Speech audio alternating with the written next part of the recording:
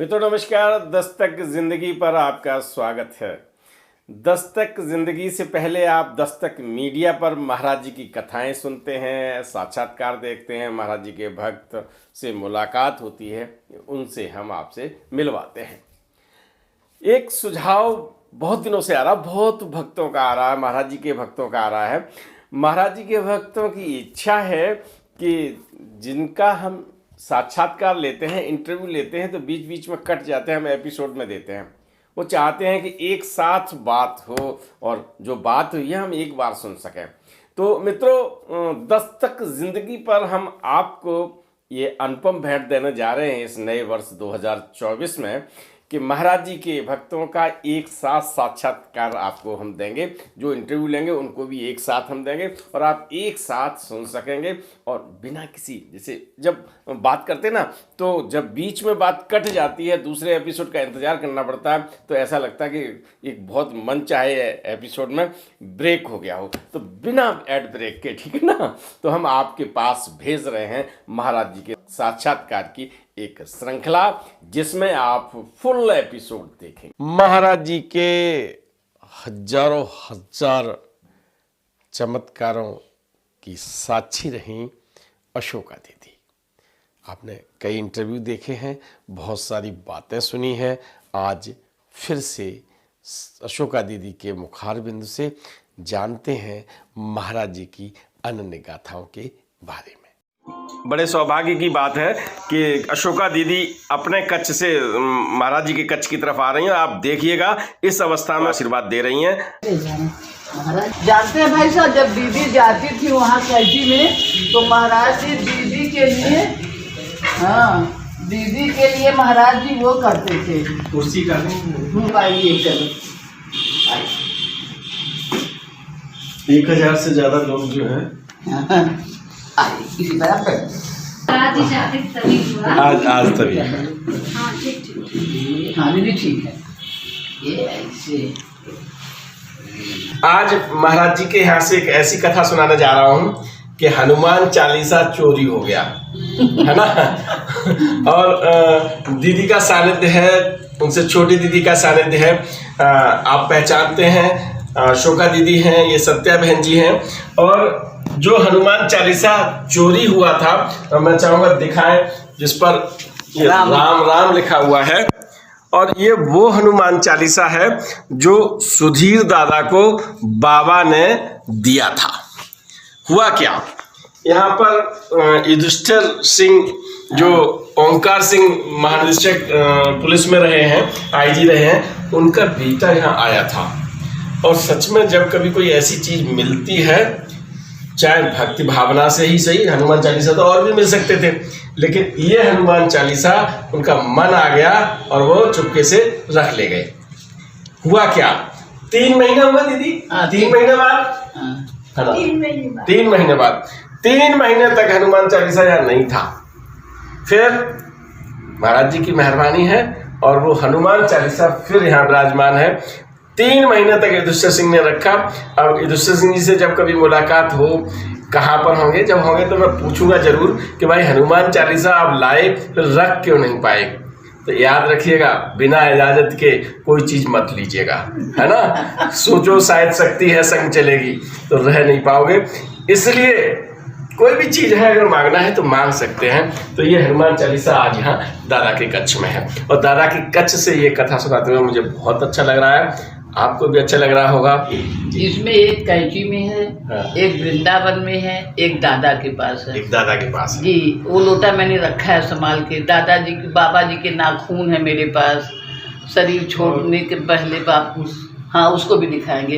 एक क्लाजेट है जिसमें दादा बाबा कपड़ा बदलते थे अपना, एक क्लाजेट है बाबा जी का जी। जब बाबा जी शरीर में थे, यहाँ नहीं थे, एक दिन दीदी आई, कमला दीदी, तो देखी पूरे दीवार पे महाराज जी के चरण, पूरे दीवार पर अभी भी है वो, अभी दिखाएंगे खोल के ताला में। इसको जल्दी खोलती नहीं हूँ मैं। जो है कॉलेज जी, तो हम लोग खोलते नहीं हैं जी, बंद रखिए। हाँ कि महाराज उसी में रहिए, बाप जब आए हैं तो यहीं रहिए। तो अभी भी है, हम दिखाएंगे जी जी। तो वो लोटा के लिए सिद्धि माई ने, बहुत सिद्धि माई बहुत महान थी, लेकिन वो कहती थी कि अब दादा नहीं है तो लोटा हम ले जाएंगे। हाँ हमने तमाम बहाने बनाए। एक बार आई तो अशोका दीदी को बता दिया कि चली गई थी, आकाशवाणी में थी। जी। तो दीदी चली गई पेंशन लेने, जी। तो कह दिया चाबी चली गई जी। दोबारा दीदी आ गई। माँ नहीं थी, बड़ी दीदी शरीर शांत हो गया, कहे अब चाबी दो। हमने कहा कि चाबियाँ नहीं मिल रही है, दीदी कहाँ रखी है, दीदी हमको देखें, हम दीदी को देखें जी। और हम दरअसल देना नहीं चाहते थे। जी जी। फिर बहुत ओकी हमें नहीं दिया, इसलिए नहीं दिया कि बाबा दादा कहते थे जी कि अमूल्य धरोहर है। इसमें एक ऐसी धोती है, 1 महीना सिद्धि माई जीवंती माई के साथ बाबा जगन्नाथपुरी में थे जी, और वही धोती बाबा पहने रहे 1 महीने तक। साफ नहीं रही। साफ की बात छोड़िए, एकदम गंदी हो गई, उसमें गोबर लग गया। अच्छा। अब बाबा, अब सिद्धि माई लोगों ने कहा कि नहीं कहा। बाबा जब आए तो ऐसे खड़े हुए, कहे दादा ये देखो, तुम हमको रोज नई धोती पहनाते हो, ये माइयों ने हमें कपड़ा नहीं बदलवाया। और वो धोती एज इट इज आज भी बंधी की बंधाई जैसे उतरी है, वैसे हमने भी आपको दिखाऊंगी। अरे वाह। इस अलमारी में रखा है जी। बड़ी अमूल्य धरोहर है ये तीनों चीज। नाखून, लोटा, मैंने लोटा दिया नहीं। सिद्धि माई भला दुखी हुई होंगी या नहीं हुई होंगी। अभी जया दीदी है, जया दीदी ने बहुत खिलवाड़ खेला जी, बताना उचित नहीं है। नहीं ठीक है दीदी का, हाँ, लेकिन खुद ताला वाला तोड़ा, मैंने चाबी न दी। चाबी हमने जो किया बता रही हूँ अपनी बात। नहीं दिया तो नहीं दिया। ऐसा आदमी महाराज जी ने मेरे पास रखा है जी। सत्या को, है ना, सत्या को स्ट्रॉन्ग है, स्ट्रांग है एकदम। अच्छा भाई आप इनकी सेवा से प्रसन्न है? महाराज जी प्रसन्न, महाराज जी प्रसन्न है। महाराज जी प्रसन्न। भाई आपकी कौन है ये? रिश्ता क्या है आपका? मेरी बेटी है ये। बेटी है? ये तो दीदी बोलती हैं। मैं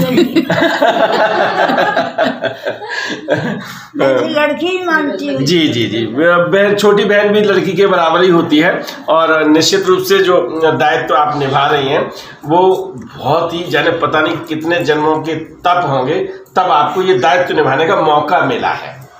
ऐसा नहीं है? ऐसा नहीं है? जी, जन्मों का से है कि आप सामने हो। अरे दीदी आप आ गए। दीदी पिछले जन्म में हम सब मिल चुके हैं जी और इसी कमरे में मिले होंगे। जी। आपको सत्या बहन जी ने महाराज जी के नाखून, एक लोटा, एक धोती और एक धोती, ये तीनों चीजें अमूल्य धरोहर आज हम आपको दिखवाएंगे। तीनों चीजें आप देख लीजिएगा। और ये चर्च लैन में जो रखी हुई हैं, कभी कभी निकालती हैं, और आज आप सबके लिए इनके दर्शन मिलेंगे। तो आप दीदी के सानिध्य में इन चीजों का दर्शन कर लीजिएगा। ये जो पात्र आप देख रहे हैं, महाराज जी इससे जल ग्रहण किया करते थे। और ऐसे 3 पात्र हैं। एक पात्र मैंने आपको दिखाया था अपने हाथों में लेकर रघु दादा के यहाँ, और उनकी पत्नी और रघु दादा का, दोनों लोगों का ये कहना था कि यदि कोई ये पात्र हमसे मांगे तो हम उसे सारी संपत्ति दे सकते हैं, लेकिन ये पात्र हम किसी को नहीं दे सकते। और यही यहाँ पर हुआ। सत्या बहन जी ने कोई चीज, वो सिद्धि माँ भी चाहती थी, सिद्धि माँ चाहती थी कि ये चीज़ें एक जगह कलेक्ट हो जाए, और उनके पास बहुत चीज़ें हैं महाराज जी की, लेकिन यहाँ पर दीदी का मन था ये पात्र यहाँ पर रहा, और बेबाकी से आपने स्वीकार किया कि हमने सिद्धि माँ से कह दिया, कभी चाबी नहीं है, कभी कोई बात नहीं है। तो ये सब चीज़ें हैं।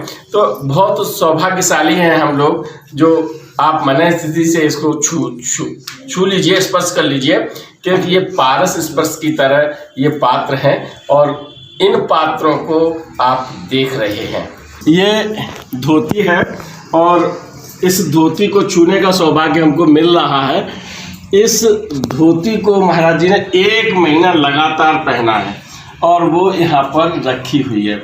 और मैं समझता हूँ कि मेरे लिए बहुत सौभाग्य की बात है कि महाराज जी कि मानव देह लीला का स्पर्श इस धोती ने किया और वो मुझे स्पर्श करने का सौभाग्य मिला है। ये महाराज जी का दांत है और एक दांत महाराज जी ने दादा को दिया था। ये दांत मुझे सौभाग्य है कि मुझे छूने का सौभाग्य मिला है। हाँ, आप भी छूना चाहती हैं छू लीजिएगा, क्योंकि आप इस मीडिया की संरक्षक हैं। तो ये दांत हालांकि महाराज जी ने लगाए हैं कभी लगाए नहीं, लेकिन बनवाए थे, किसी भक्त ने दिए होंगे, तो वो भी सुरक्षित हैं। ये दांत महाराज जी का जो उनकी मानव देह लीला में था, तो वो ये सुरक्षित है और ये साड़ी सुरक्षित है। तो लाइए हम रख देते हैं एक एक चीज। दांत गठिया ना है, इसको हम गठिया देंगे। जी जी, इसको पकड़ लीजिए, लोटा आप रखिए। जी जी जी।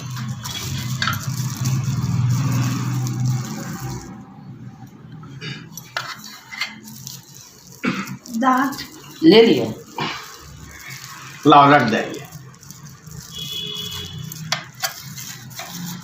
अरे वाह,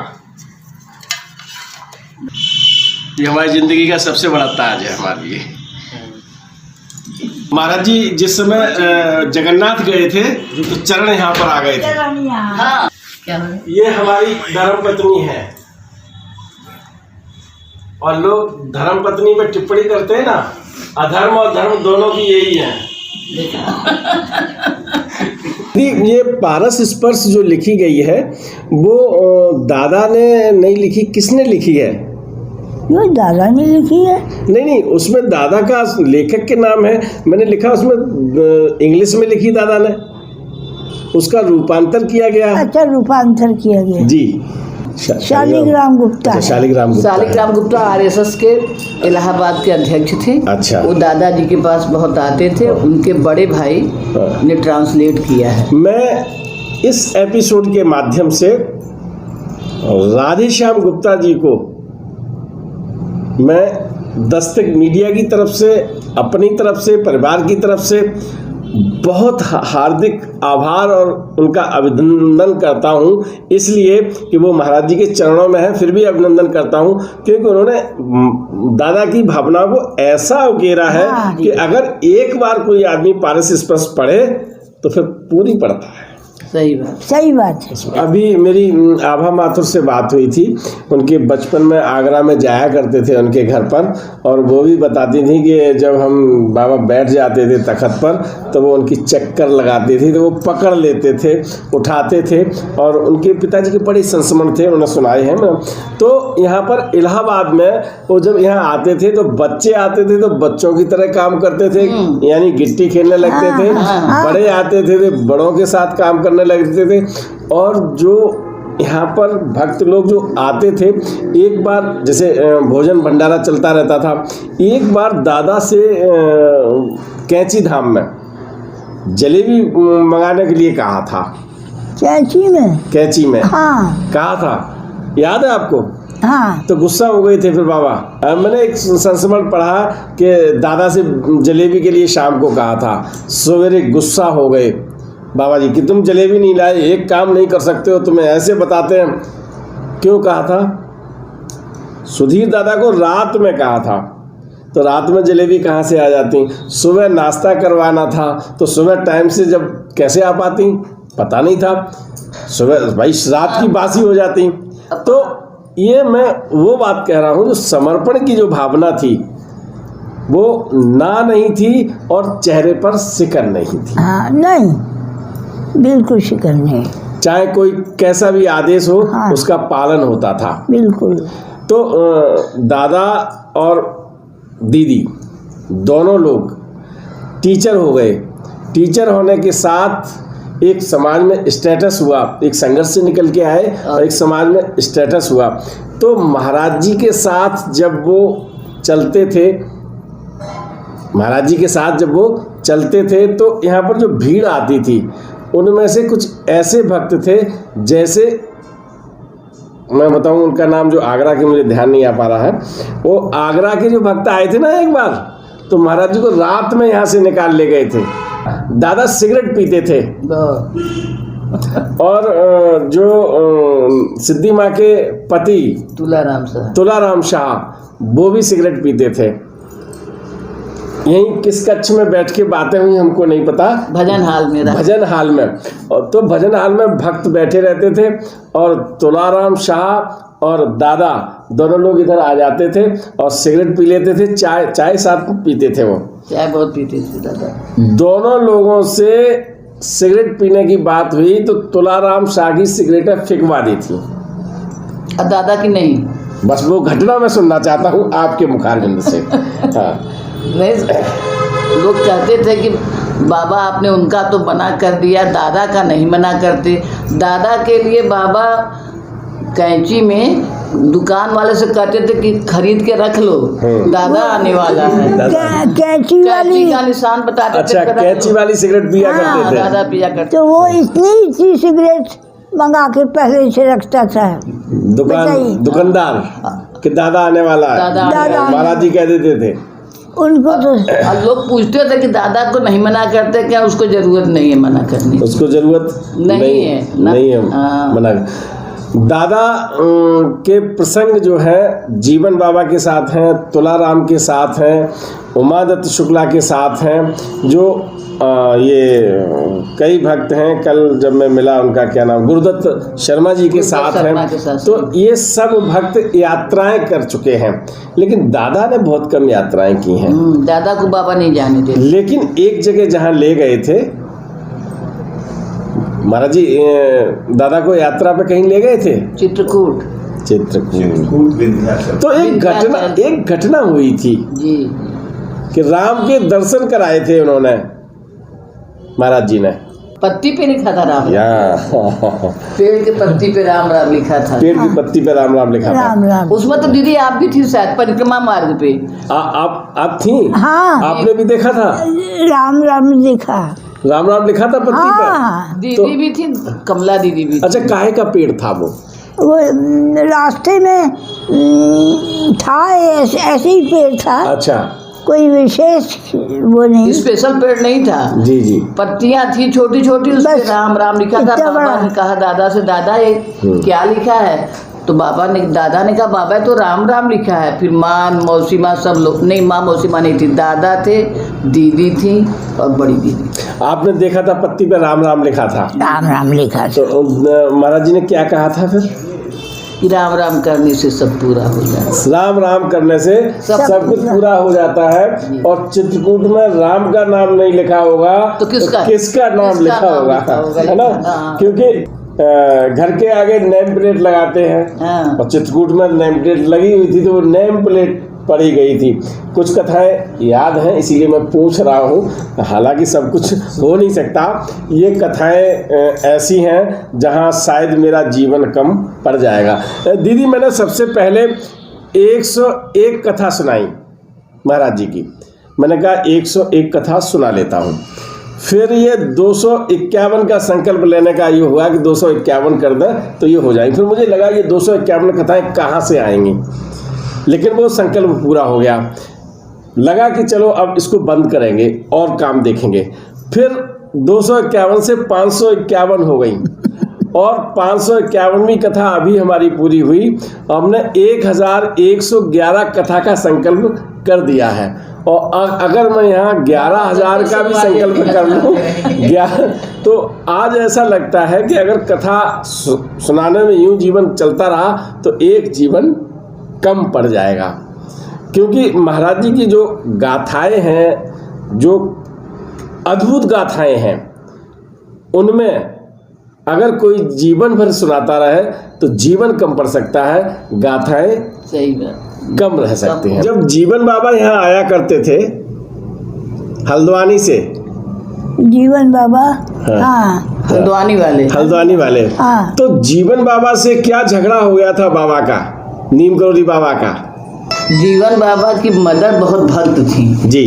वो जीवन बाबा उस समय कुछ ड्रिंक वगैरह करते थे। वो नहीं चाहते थे कि किसी भी आदमी के पास वो जाएं जी, तो नहीं आते थे। लेकिन बस संजोग जीवन बाबा की माँ चाहती थी कि बाबा जी के पास जाए तो सुधर जाए। बाबा से कहती भी थी कि इनको सुधारिए। बाबा जी को चाहती थी कि मिले।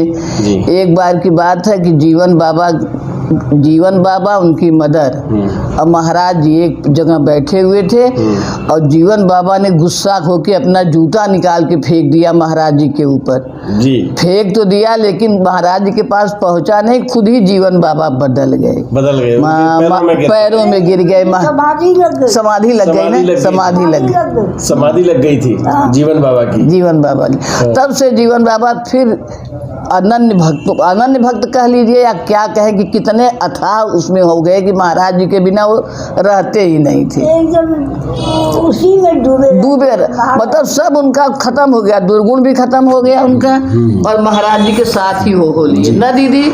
यही बात थी। जीवन बाबा की ये घटना एक बार की थी, लेकिन फिर मैंने सुना है कि जीवन बाबा रिक्शा चलाते थे, महाराज जी रिक्शे पे बैठते थे। जीवन बाबा महाराज जी जब कभी किसी भक्त को आशीर्वाद देने जाते थे, गरीब भक्तों के भी जाते थे, झोपड़ी में रोटी मांग के खाते थे, तो जीवन बाबा संग हुआ करते थे।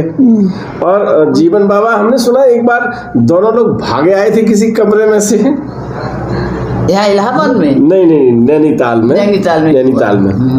मैं आपको सुनाता हूँ वो कथा, वैसे मैंने सुनाई हुई है। जीवन बाबा और महाराज जी गए हुए थे, भक्तों के यहाँ जाते थे, तो रात में उन्होंने कहा मुझे खाना चाहिए, तो उन्होंने खाना जो है कहा महाराज जी अभी तो है, आप बैठिए हम खाना का इंतजाम करते। उन्होंने कहा जो है सो ले आओ, तो ठीक है। तो उन्होंने कहा साहब आज रात में रुकेंगे आप, उनको रोक लिया गया और उनको ऊपरी मंजिल पे लिटाया गया,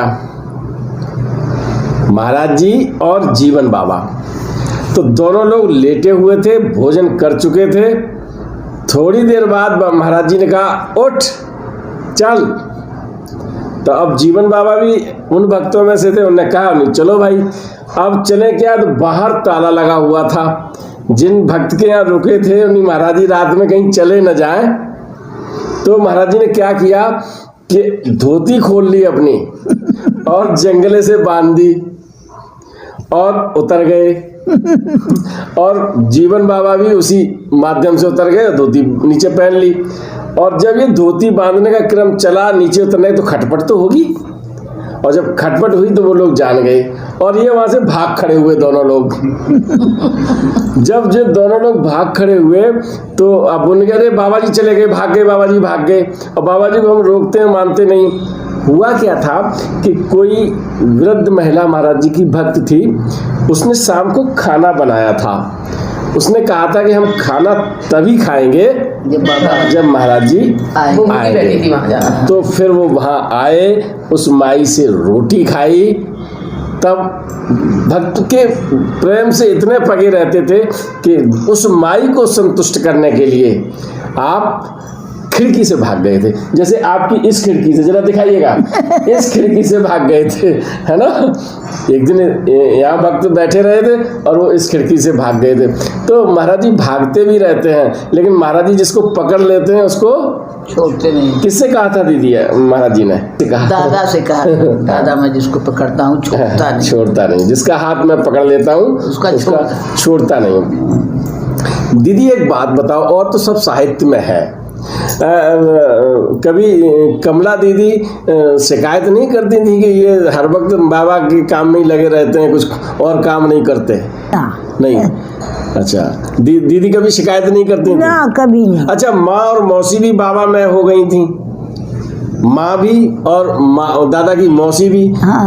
यानी जो काम होता था तो पूरा परिवार करता था, पूरा परिवार। अच्छा, एक प्रोफेसर, भाई यूनिवर्सिटी के प्रोफेसर, बिल्कुल टाई सूट में भी हमने फोटो देखी है, और दादा धोती पहनने लगे और महाराज जी की आवाज़ लगती थी कि दादा पानी लाओ, तो पानी के लिए चल देते थे।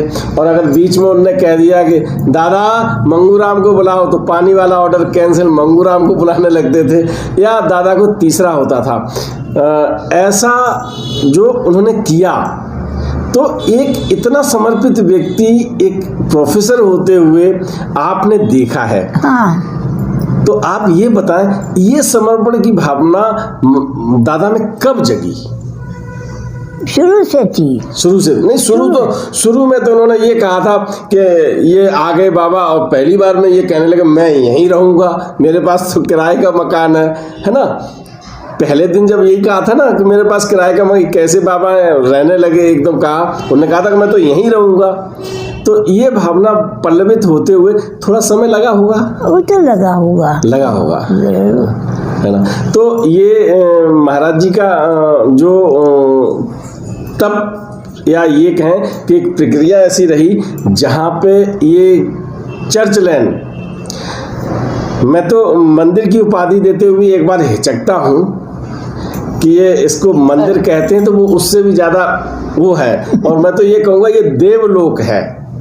मंदिर में कुछ भगवान रहते हैं, यहाँ सारे भगवान का वास है। इस जगह ऐसी जब घटनाएं होती थी, ये लोग आते थे तो यहाँ पर आप भोजन बनाती थी और लोग भी भोजन बनाते थे। तो एकदम ये कई बार हो चुका है। तो कुंभ के समय जब रामदास जी आए थे पहली बार यहाँ पर, या रामदास के सानिध्य में पहले भी आए हो, जब कुंभ के समय बहुत विदेशी आए थे तो यहाँ जलेबियाँ खिलाई गई थी। जलेबी जो रोज आती थी, रोज आती थी। हाँ, ख्याली की दुकान अच्छा। अभी भी है ख्याली की दुकान है। हाँ, यहाँ पर अब मिठाई की दुकान नहीं रही उसकी, अब विभिन्न बच्चे सब अलग अलग बना लिए। अच्छा। लेकिन वो घर है जहाँ महाराज जी जाते थे। अच्छा। और ख्याली के यहाँ से जलेबियाँ आती थी, दादा मंगवाते थे, बाल्टी भर के जलेबी आती थी। बाल्टी भर के जलेबी आ जाती थी। बाल्टी भर के आती थी तो सबको बांटते थे। अभी एक भक्त से बात हुई सब थी, बच्चे आते थे जी, सारे बच्चे, वो बच्चे अभी भी आते हैं जल्दी। सुधांशु भाई साहब कहाँ गए? सुधांशु भाई साहब हैं, कहते थे सुबह होता था हम लोग मुंह धो के चलते थे बाहर कि दादा के यहाँ जलेबी मिलेगी, दादा के यहाँ जलेबी मिलेगी। सुबह सुबह जलेबियाँ बांटते थे। और तलैया बाबा थे तब भी वो जलेबियाँ देते थे लोगों को गरम गरम। पंथ भाई लोग। भाई साहब अभी आप लोग 3 भक्त ऐसे हैं जो कि महाराज की गोद में भी खेले हैं जी, और अभी शरीर में भी हैं। और लोग क्लास 1 के गजेटेड अफसर हैं। एक किशोर पंत, एक मनोज पंत और एक अमिताभ, तीनों दिल्ली में हैं इस समय। तीनों दिल्ली में है। चलिए किशोर भाई साहब तो कभी मिलिएगा, रब्बू दास से पूछेगा, बताएंगे। जी। किशोर भाई साहब कहते थे कि हम लोग तो जानते ही नहीं थे कि बाबा भगवान है, हम तो बोलते थे बाबा हमारे खेलने वाले, पकड़ लेते थे कंबल।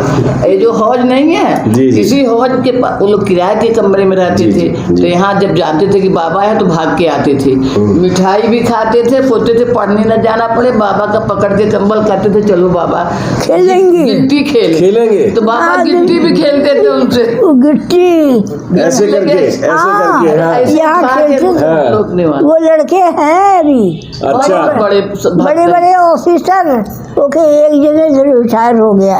नहीं, मनोज भी रिटायर हो गए। किशोर भाई साहब सेक्रेटरीट से रिटायर हुए हैं। अच्छा। मनोज भाई साहब BSNL में हेड थे, BSNL के जो टेलीफोन विभाग है उसमें हेड थे। और अमिताभ अभी छोटे हैं, वो किसी कंपनी में काम करते हैं। अच्छा। लेकिन बड़े अनन्य भक्त। इंद्रेश पांडे जी से निवेदन है कि वो इधर आ जाए। इनसे मैं बहुत गहरी बात पूछने वाला हूँ, आप समझ गए होंगे, लेकिन पूछूंगा बाद में। पहले आप सुनिए, ये हैं पूज्य इंद्रेश पांडे जी, सत्या बहन जी के पतिदेव हैं। डॉक्टर इंद्रेश पांडे जी आपके बेटे हैं, है ना, सेवा करते हैं। तो आप बता रहे थे कथा, वो बताइए फिर मैं पूछूंगा आपसे। एक दिन दादाजी बाबा जी को भोजन करा के, यहाँ शयन करा के अपने कक्ष में चले गए, सोने लगे जी। 11:30 बजे के करीब आवाज़ यहाँ खटपट हुई। तो दादाजी सोचे कोई ज़रूरत होगी बाबा जी को। आए, देखे तो जैसे ही बरामदे से दादाजी आते हैं तो देखते हैं कि बाबा जी उस कमरे से बाहर खड़े हो गए थे। भजन इस कमरे से बाहर निकल रहे थे। अच्छा। और वो जो दरवाजा है उसके 3-4 फीट ऊपर बाबा जी का सर था।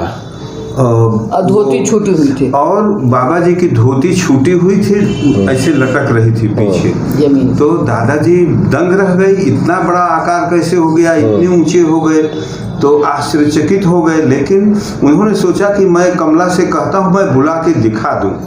दौड़ के गए बड़ी दीदी को बुलाने की, चलो देखो, चलो चलो। जब वहाँ आए तो धीरे धीरे बाबा जी छोटे हो गए और कहे क्या है क्या है दादा, क्या है? मैंने आपको ये कथा भी सुनाई थी कि दादा को हनुमान जी के रूप में महाराज जी ने दर्शन दिए थे। और आप यकीन मानिएगा, दस्तक मीडिया की ये मुहिम भले ही आपको अच्छी लग रही होगी, मैं भले इसलिए कह देता हूँ कि जो बातें आपके पास आ रही हैं उनको पूरी तरह से मैं कोशिश करता हूँ कि वो सत्य के करीब हों। तो ये कथा पांडे जी के मुखारबिंदु से आपको सुनने को मिली। तो एक चीज़ और है, एक कथा मैंने सुनाई थी अशोका दीदी को लेकर और पांडे साहब को लेकर। आज दोनों लोग बैठे हैं। कभी आपको दीदी, मैं एक बात पूछना चाहता हूँ कि आपको कुछ ऐसी सिद्धि दी महाराज जी ने कि बिजली जैसा करंट आपके अंदर था? दीदी कहेंगी नहीं। ऐसे तो नहीं था। नहीं था? अरे लगा, पांडे साहब को करंट लगा। हाँ हाँ पांडे जी को लगा। कैसे? तो था नहीं तो लगा कैसे, आप बताओ। ये पता नहीं है। अच्छा, पांडे साहब बताएंगे। पांडे साहब क्या हुआ था? गुरु पूर्णिमा का अवसर था, भक्तों की भीड़ थी और उस भाग दौड़ में मैं प्रसाद देता था, क्योंकि दादाजी का ये कहना था कि बिना प्रसाद के कोई न जाए, कोई भक्त न जाने। इसी में मैं बड़ी तेजी से बाहर से आ रहा था और मैं देखा नहीं सामने की दीदी धीरे धीरे जा रही थी। जब मैं दीदी से 1 फीट रह गया तो मुझे पूरे शरीर में करंट का झटका लग गया जी। नीचे से ऊपर तक मैं सहम गया, चौंक गया। मैंने कहा टच तो किया नहीं, लेकिन फिर मैं पीछे हट गया। उस दिन से हमको यह बहुत आश्चर्य हो गया कि बाबा जी ने एक वचन दिया था दीदी को कि मैं हमेशा तुम्हारी सुरक्षा में हूँ, तुम परेशान मत हुआ करो। दीदी नौकरी करती थी, सर्विस पीरियड में इतनी बाधाएं होती थी, सब में इनकी सुरक्षा। दीदी, दादा की जब गाथाएं हम पढ़ते हैं, दादा की जब बातें करते हैं, तो आपने तो दादा का जीवन पूरी तरह से देखा है। कमला दीदी और दादा, ये 2 ऐसे भक्त बने जहां महाराज जी के सेवकों की जहां बात आती है वहां इनका नाम आता है। पुराने भक्तों की हम बात करते हैं तो उनमें बड़ा एडजस्टमेंट दिखाई पड़ता है। 1-2 भक्त की जो घटनाएं हमें वर्णित हैं उनकी बात मैं चर्चा नहीं करता, लेकिन आज के भक्त जो है ना, वो अपना एक तरह से वर्चस्व दिखाना चाहते हैं। तो उनके लिए आप एक संदेश दे दीजिएगा कि वर्चस्व से क्या भक्त बने रहते हैं? क्या दिखाना चाहते हैं? मतलब ये दिखाना चाहते हैं कि हम बहुत बड़े, विनोद शुक्ला बहुत बड़े हैं, विनोद शुक्ला के ही महाराज जी हैं। मतलब मैं अपना नाम इसलिए ले रहा हूँ, हमारे तो हैं ही, मैं तो भैया आपके भी हैं। तो जो एक वर्चस्व जैसी स्थिति है मैं देखता हूँ, तो उनके लिए आप एक संदेश दे दीजिएगा कि महाराज जी सबके हैं और सबके रहेंगे तभी जब आप उनको श्रद्धा और विश्वास से देखेंगे। ये मेरे मन की बात है। अगर मेरी बात से आप सहमत है तो आप ये कह दीजिए। बिल्कुल ठीक बात है। नहीं, सही बात है। महाराज जी सबके हैं, सबके रहेंगे, बस अंदर प्रेम और संकल्प और दृढ़ आस्था महाराज जी में जिसको आस्था, महाराज जी सबके हैं और सबके रहेंगे। ये नहीं है किसी एक जन के लिए स्पेशल महाराज जी बने थे ना, महाराज जी सबके हैं। ये बात आपने सुना। और इस चीज़ को मैं चाहता तो ये हूँ कि मैं अभी कम से कम जो है मैं सब पूछूं, सब बातें करूं। मैंने 2 दौर में बातें की, पहले भी मैंने काफ़ी समय लिया और आपको आज लाइव भी दिखाया। आज हम केवल एक निवेदन के साथ, एक प्रार्थना के साथ, आप जो काम कर रहे हैं, आप महाराज जी के भक्त हैं और कहीं पर भी यदि आपका अहम आ गया तो आप समझ लीजिए कि जो भक्त वाली श्रृंखला है ना, वहाँ से आप कट गए। हाँ बिल्कुल। आप भले ही महाराज जी का चित्र लेकर आप घूमते रहे।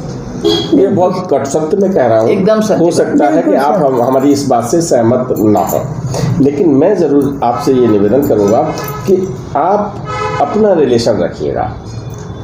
आपकी आस्था कितनी है, आपका विश्वास कितना है, आप कैसे उनकी पूजा अर्चना करते हैं, ये हर व्यक्ति का अपना मामला है। लेकिन ये कतई ज़रूरी नहीं है कि वो व्यक्ति बहुत मानता है उससे मैं ज़्यादा मानता हूँ, उससे दूसरा व्यक्ति ज़्यादा मानता है।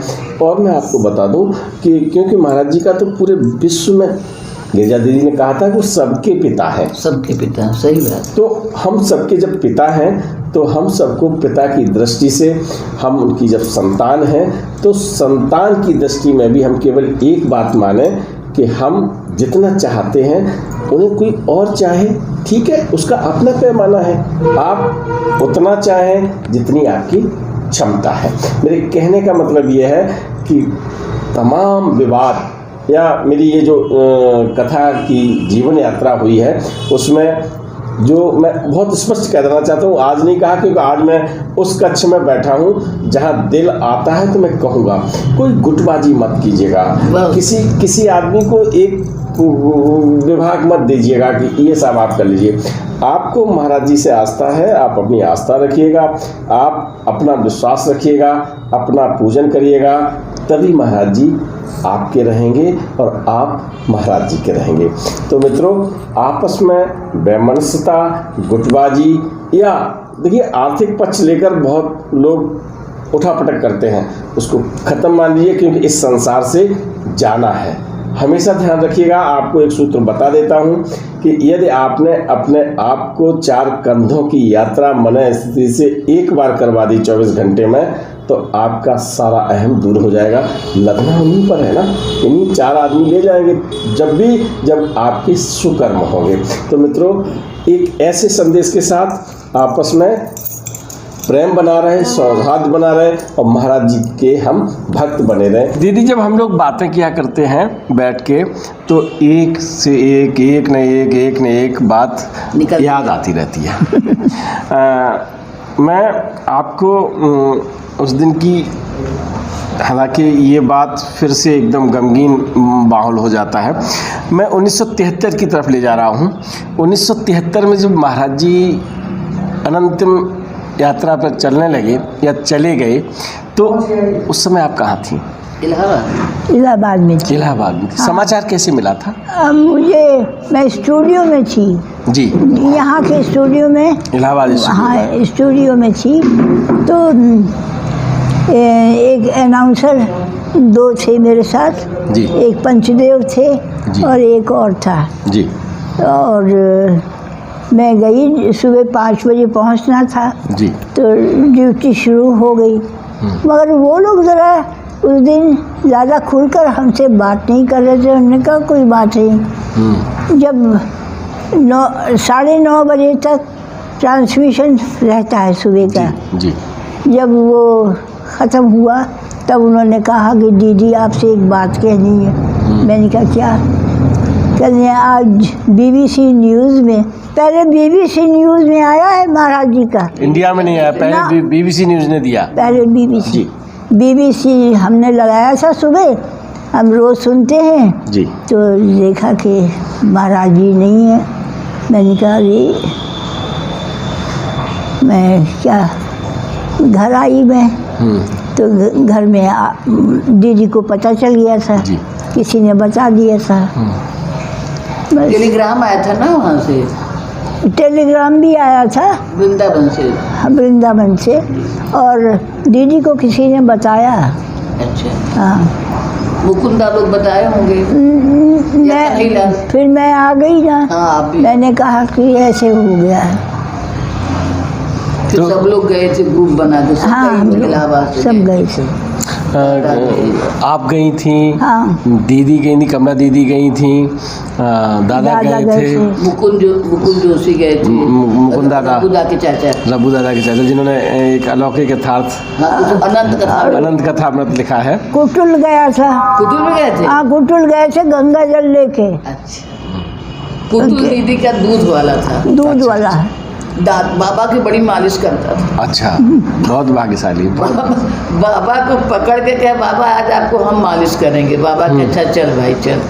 आज उसके घर की हालत ये है कि उसके यहाँ 2 या 3 गायें थी, वो दूध बेच के काम करता। 800 गाय हैं उसकी, डेयरी चलती है उसकी। डेयरी चलती है उसकी। बड़ा काम हो गया उसका।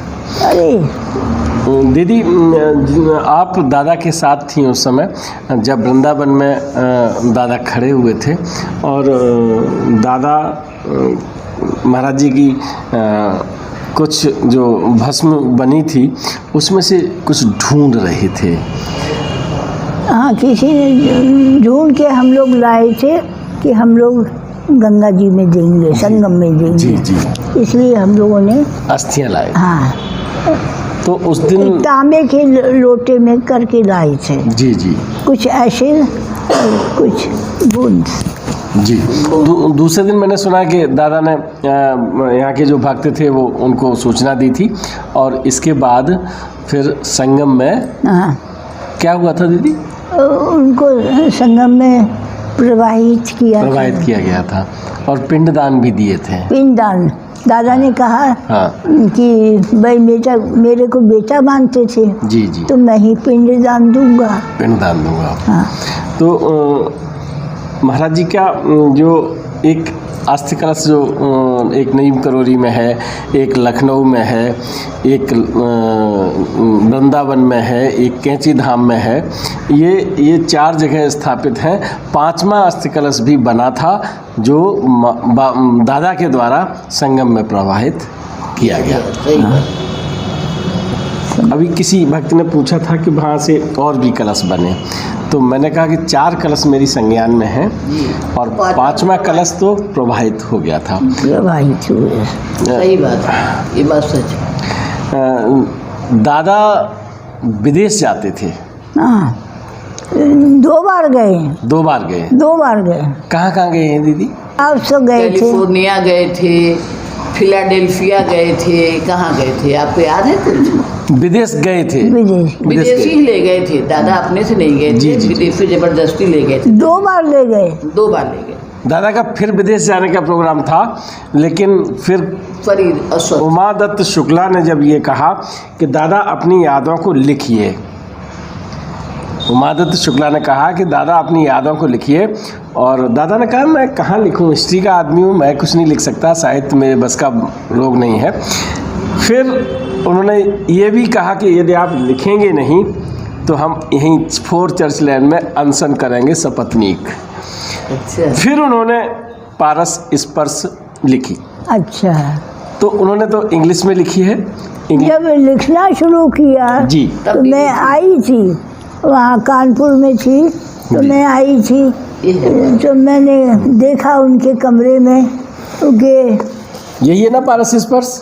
हाँ, यही तो देखा उनके कमरे में जी, किताब, ये इतने फुल स्केप पेपर बिखरे पड़े हैं। जी, नंबर है जी। जब लिखना शुरू किया तो नंबर तो दे दिया 1 2 3 4, मगर बिखरे, कोई इसको इकट्ठा करने वाला नहीं। अच्छा। हाँ, तो मैंने कहा दादा ये इस तरह से आप लिख रहे हो और ये उड़ जाएंगे। तो दादा ने सब इकट्ठा किया, फिर कहने लगे हाँ तुम ठीक कह रही हो, और उसको दबा के रखने लगे। वेट पे पेपर वेट होता है, जी जी, उससे दबा के रखने लगे। बताते हैं कि दादा जब लिखते थे तो उन्हें कोई सुध-बुध नहीं रहती थी, कोई होश नहीं। कोई बताए ना कि ऐसे लिख रहे हैं, कमरे में ऐसे फेंक रहे हैं, ऐसे फेंक रहे हैं, जैसे कोई लिखेगा तो अच्छी तरह दबा के रखेगा ना।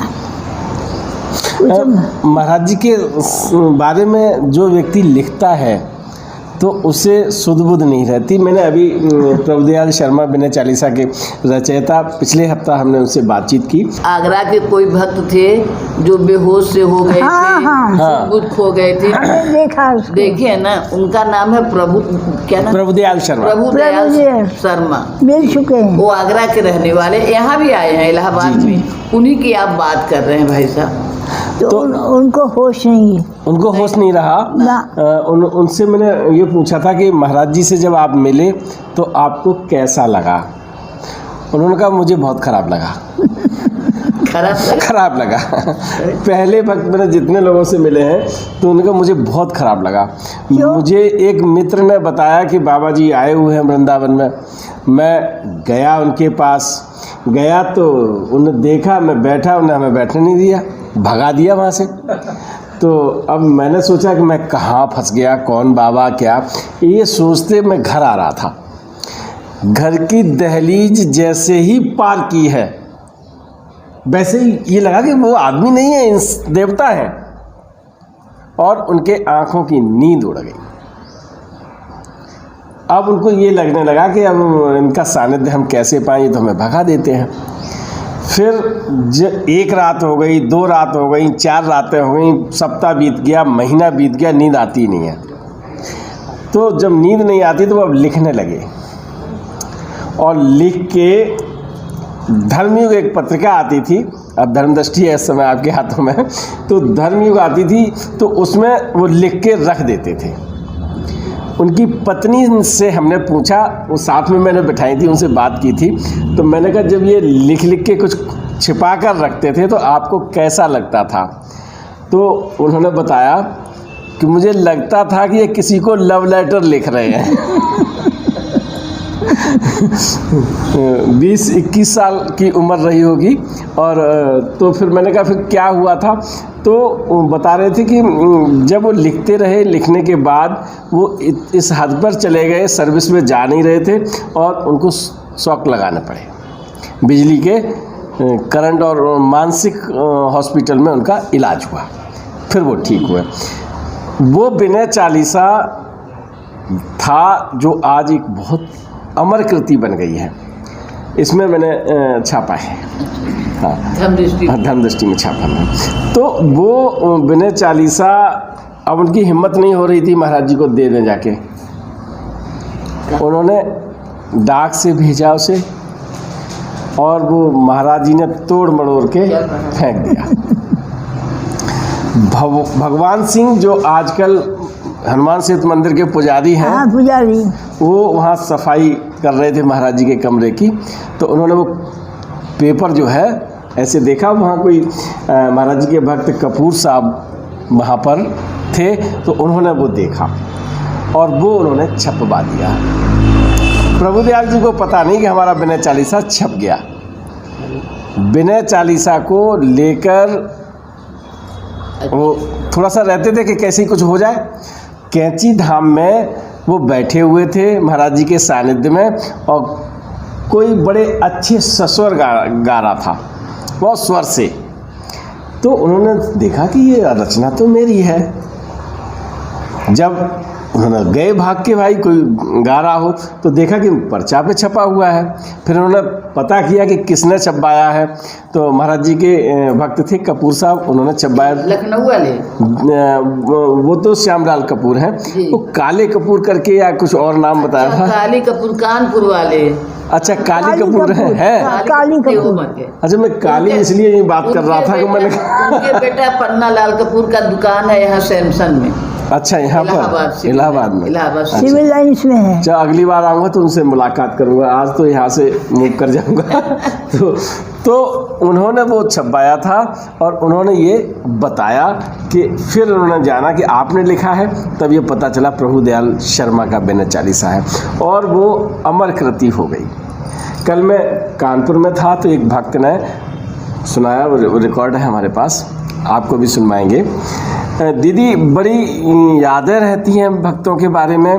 भक्त जब बात करते हैं, और विशेष तौर से जब से 4 चर्च लैंड की चर्चा मैंने दस्तक मीडिया पे बात की है, तब से लोग चर्चा भी करते हैं और अक्सर पता मांगते रहते हैं कहाँ पर हैं। तो मैं देता, भीड़ भी आने लगी। दादाजी जब थे जी, इतने लोग नहीं आते थे इन्हें गिने लोग, लेकिन तब भी दादाजी कहते थे सत्या ढक्कन खोलोगी ना तो चींटी लग जाएगी, चींटी प्रसाद दे दो चले जाए, क्या करेंगे। ज़्यादा ये लोग जानते नहीं, बताने की ज़रूरत नहीं। ढक्कन खोलोगी चींटी लग जाएगी, बार बार यही कहते थे। सही बात। जिसको दादा से मिलने का मन नहीं करता था तो कहते थे सत्या प्रसाद दे दो चले जाए वो लोग। दीदी दादा पुष्प सज्जा करते थे महाराज जी के जाने के बाद। हाँ हाँ फ्लावर डेकोरेशन बहुत अच्छा करते थे, हमने रखा है एक फूल के तो एल्बम। जो पुष्प सज्जा करते थे तो वो आज कैसे उपलब्ध रही? जैसे ये है 84 एल्बम है मेरे पास इसमें की। जी, 84। ये सत्या बहन जी ने दी है और दीदी के सानिध्य में मैंने आपको धर्मदृष्टि पत्रिका में छापी भी है और इसकी कॉपी मुझे मिली हुई है। तो इस तरह से आज भी। अब दीदी ये किसने बनाई है? ये फूल हाँ, ये फूल किसने बनाए हैं? दादा ने। दादा ने। दादा तो दादा तो आर्ट नहीं जानते थे। यही तो बात एक्चुअली हाँ। इतना टोकरी भर के फूल लाता था। अच्छा। वो आदमी अभी भी है। हाँ बिष्ट, हाँ। है। हाँ बिशन जी है ना। अच्छा। क्या नाम था उनका? दीदी पूरा नाम नहीं जानते। बिशन हम लोग जानते हैं। बिष्ट बिष्ट ठाकुर थे पहाड़ के, पहाड़। इलाहाबाद यूनिवर्सिटी में वो थे, वो क्लर्क। अच्छा। क्लर्क थे, तो वो ले आते थे इतना इतना फूल दादा के लिए। तो दादा ये फूल सजाते रहते थे। हाँ, नहा के सुबह जी। और ये फूल सजाते थे। तो हमें दीदी बड़ी परेशान हाँ। कि ये फूल राम, ये राम, ये राम, ये सब राम ही राम लिखते थे दादा फूल से। जी। और डिजाइन बन जाती थी। डिजाइन बन जाती। हाँ वो रखते थे जी। मगर उसमें राम आ जाता था अपने आप। जी हाँ, ये जी। देखिए सब फूल से सजाया हुआ है, जी मगर आकृति हनुमान जी की आ गई है। जी। तो ये जो है ना, दादा फूल सजाते थे तो वो महाराज जी के चरणों के सामने सजाते थे। तो ये कौन बनाता था? ये अपने आप बन जाता था। नहीं, इस पे आर्ट में किसने बनाया? ये आर्ट में दीदी ने बनाया। दीदी ने बनाया। दीदी बना। दीदी की सत्या ड्राइंग दीदी ने बनाया था क्या? नहीं, कमला दीदी। कमला दीदी ने बनाया था। सत्या दीदी तो आपकी दीदी नहीं है ना। मैं तो पूछ रहा हूँ इसलिए। तो ये कमला दीदी ने ये पुष्प सज्जा की और फिर कमला दीदी ने दादा को कभी ये नहीं टोका कि आप सुबह से शाम तक ये क्या करते रहते हो? अरे सब टोकते थे। माँ, उनकी मौसी माँ 2 बज जाता था फूल लगा रहे हैं। 2 बजे तक? हाँ, होश नहीं रहता था। अच्छा। ट्रांस में रहते थे। अच्छा। जैसे कोई नॉर्मल आदमी बताइए, आप और हम इतनी पेशेंस होगी कि आप फूल लगाते रहेंगे? नहीं हो पाता है। नहीं, वो ट्रांस में रहते थे। चाय माँ रख देती थी, दादा की चाय ठंडी पीते ही नहीं। पता ही नहीं उन्हें चाय रख गई है। वो होश में ही नहीं रहते थे। और ये फिर पहले चरण बनाते थे और ये डिज़ाइन अपने आप बन जाता था उसमें। हाँ। फिर वो दीदी जो है सर्विस करने जाती थी। फिर सर्विस करके आती थी। जी। फिर शाम के वक्त वो बैठ के पेंसिल से जी। वो अपने ब्रश से बना लेती थी। अच्छा, पेन पेंसिल से बना लेती हाँ। थी, जो आज हमारे बीच हाँ। सुरक्षित है। तो दीदी आपने बहुत सारी चीज़ें बताई और सच में ये हमारे बीच दीदी की अमूल्य धरोहर है। और आप दस्तक मीडिया परिवार को आशीर्वाद दीजिए। और अच्छा, एक बात और बताएं, कभी कभी फूल जब सजाते थे जी। तो वो दादा एक फूल यहाँ रखे हैं तो थोड़ी देर जाके देखते थे बाद में और आके हम लोगों को डांटते थे जी। कि ये तुमने फूल यहाँ से यहाँ क्यों कर दिया? यहाँ क्यों कर दिया? क्यों कर दिया? हम कहते थे दादा हम तो यहाँ आए ही नहीं और आपका सजाया हुआ फूल हम डिस्टर्ब नहीं करेंगे। जी। तो कहते थे नहीं, ये फूल यहाँ से यहाँ क्यों आया? क्यों आया? कैसे हो जाता था? पता नहीं कैसे होता था। स्वतः हो जाता था। महाराज जी आज भी आते हैं। अभी तो 4-5 दिन पहले महाराज जी के चरण आ गए। ये चरण यहाँ पर 4-5 दिन पहले। 4-5 दिन पहले। अब इसको प्रदीप को हमने बुलाया, हमने कहा प्रदीप तुम ये क्या कर देते हो? देखो हमने रजाई खुली तो महाराज जी का ये क्या है? कहता है दीदी ये चरण है बाबा के, आप क्या कह रही हैं? हमने कहा तो तुमने कुछ किया क्या? क्या हमने नहीं किया। तो हमने कहा अच्छा ठीक है। महाराज जी का चरण आ जाते हैं, हम लोग रोज रजाई उठाते हैं, जी, जी। बाबा का पाँव दबा के सुला देते हैं उनको। जी, जी। और जब सुबह रजाई खोले तो उसमें चरण थे, निशान थे, 2-2 चरण पड़े थे चराई के अंदर से। अंदर कैसे चरण 4-5 दिन पहले की बात है बेटा। और कभी कभी छोटा चरण आता बच्चे छोटा का। तो ज्यादा ही आते हैं, छोटे अच्छा। तो आते हैं दीदी, इतने बड़े बड़े आते हैं। तो महाराज हमने इनसे कहा कि हमको जब कोई घुस गया अंदर ही कौन है, तो जी। इन्होंने कहा कि नहीं हम नहीं है भैया, ये आप तो उठाएंगे रजाई, आप जानिए, ये बाबा के वो कौन आए थे ऊपर? वो अजय आया था, अजीत आर्या। 1 जनवरी 2019 में। हाँ वो बेचारा ऊपर पूरा चद्दर साफ करके आया। मेरे पास फोटो है वो। तो महाराज जी के चरण अच्छा उसके सफ़ेद चद्दर पर पड़े थे, धूल धूसरित। अब कैसे कहे भाई, हमारा बेटा कर्नल है आर्मी में, तो उसके वो थे सबऑर्डिनेट, मतलब सूबेदार मेजर था वो। जी जी। अरे मैं कर्नल है, तो भेजे थे, गुरु पूर्णिमा होने वाली थी, तो सब साफ सफाई ऊपर कर रहा था। तो आके हमसे कहा था, माँ जी इतना बढ़िया चद्दर लगाए, धूल से भरा पैर पता नहीं कौन रख दिया, अब कोई आएगा तो क्या सोचेगा। हमने कहा बेटा कौन ले जाएगा, ऊपर कौन गया, हम नहीं जानते। तो जब ऊपर गया तो पूरा घर एकदम अगरबत्ती जैसी महकने लगी। तो हमसे कहता है कि दीदी बड़ा आश्चर्य लग रहा, मैम चलिए देखिए क्या हुआ। हम लोग जान देखे महाराज जी के चरण। फिर सब लोगों ने फोटो खींचा था ना उसका।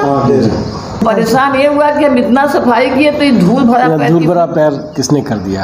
दीदी कहते सत्या रिक्शे वाले को मीठा दे दो, बेचारा भूखा होगा। तो हम पैसा बाद में देते हैं, पर उसको मीठा खिलाते हैं। रिक्शे वाले को कहाँ बढ़िया मीठा मिलेगा। हमने भी जब शादी की थी अपनी बेटी की, तो इंजीनियर थी, बेटी भी इंजीनियर थी, दामाद भी इंजीनियर थे। बस अंतर यही था कि बेटी MLNR की थी, मोतीलाल नेहरू की, और दामाद जी थे IIT रुड़की के। दोनों अच्छी खासी सर्विस कर रहे थे, सब ठीक ठाक चल रहा था। बेटी के पेट में बच्चा भी आ गया। तो सची ने कह दिया कि आप आके एक बार IAS में बैठ जाओ, अभी आपकी उम्र है।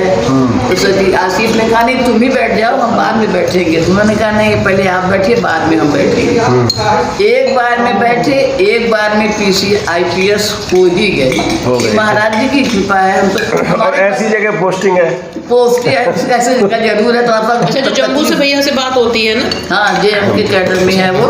इसमें पुलवामा में वो SSP पुलवामा है। मैंने बेटी से कहा था अपनी बिटिया तो मुझे वो फोटो भेज दो, आप कविता लगा रहा हूँ मैं उसमें। डर गई होगी। तो बोले जो है कि अंकल जी ये है वो यहाँ का, तुम मैंने कहा चिंता मत करो, हम नाम केवल नाम लिखेंगे। कविता तो आपने पढ़ ली होगी? हाँ पढ़िए, वो लिखती बहुत अच्छा है। हमारे दोनों बच्चे ना, बेटा भी आर्मी में कर्नल है, उससे क्या मतलब बाबा से, लेकिन इतना महाराज जी को मानता है। तो रोज कहेगा मम्मी इतने माला मैंने राम राम कर लिया। हमने कहा बहुत अच्छा। अब दीदी ने एक बात कह दी है उससे कि सुबह तुम अपनी माँ का पैर छुआ करो। अब वो चाहे कांगो में रहे, चाहे सियाचिन में उसकी पोस्टिंग हो, पता नहीं कहाँ से टावर पर से लगा करके फ़ोन जरूर करेगा सुबह 6 बजे। अब मुझे सुबह 6 बजे इनके बेटे ने जब छोटा था तो कहा एक दिन दीदी ये बताइए कि महाराज जी क्या कहते हैं? महाराज जी सबसे ज़्यादा क्या पसंद करते थे अब बच्चों के लिए। मैंने कहा सुबह उठिए अपनी माँ का पाँव छूना। अब माँ का पाँव छू के जाओगे तो सब काम तुम्हारा सफल हो जाएगा। तो वो अभी भी करता है जी। इतना बड़ा कर्नल हो गया है, वो फ़ोन पे करता है। सुबह उठेंगे तो पहले हम ही को प्रणाम करेंगे। अरे हमने कहा बेटा सब ठीक रहेगा, तुम्हारे 1 दिन 2 दिन हो गया, जिंदगी भर करोगे, कहीं क्यों नहीं करना चाहिए। सही बात, सही बात। अरे नहीं, माँ को तो करना ही चाहिए। आप लोग आए, इतना अच्छा लगा। अब हम जल्दी जल्दी आया करेंगे। अरे जरूर आइए, जरूर यहाँ आइए। तो सही वाकई में एकदम खजाना ही है जो आप कह लीजिए। दादाजी का पटना से कई फ़ोन आए, फिर एक दिन फ़ोन आया कि बोले हम जाना चाहते हैं, तुम आप बात कर लो। कौन आया था दीदी? कल परसों आए थे दरभंगा से। दरभंगा से आए थे। आयुष जी आए थे। अच्छा, आयुष आए थे। आयुष आए थे। बहुत तब उस बच्चे को आप देख के जान जाएंगे। हम उसको पहले मुझे बताया ना कि मैं बहुत परेशान हूँ। जी जी। हमने कहा बेटा तुम क्या कर रहे हो? खूब पूजा पाठ करके आया था, सुबह 6 बजे जी। हमें गाँव जाना था। हमने कहा भैया तुम रास्ते से भटक गए क्या? तो कहता है हाँ आंटी, कैसे आपको मालूम? हमने कहा मेरे लाल ध्यान दो, कर्म मेन चीज़ होता है, कर्म से विमुख मत हो। काहे भाग रहे हो, किधर भाग रहे हो?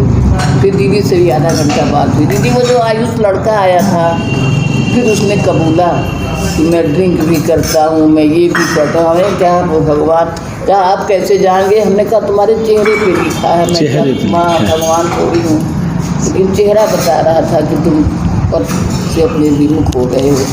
कह के गया भी आज फ़ोन किया था कि 3 दिन से मैंने कुछ लिया नहीं है माता जी, बाप का बात मैंने गांठ लगा ली। हमने कहा एक ब एक मत संकल्प करो कि दूसरी बीमारी पकड़ ले। धीरे धीरे जो चीज़ें बन गई हैं वो तो धीरे धीरे उसका फ़ोन आता रहता है।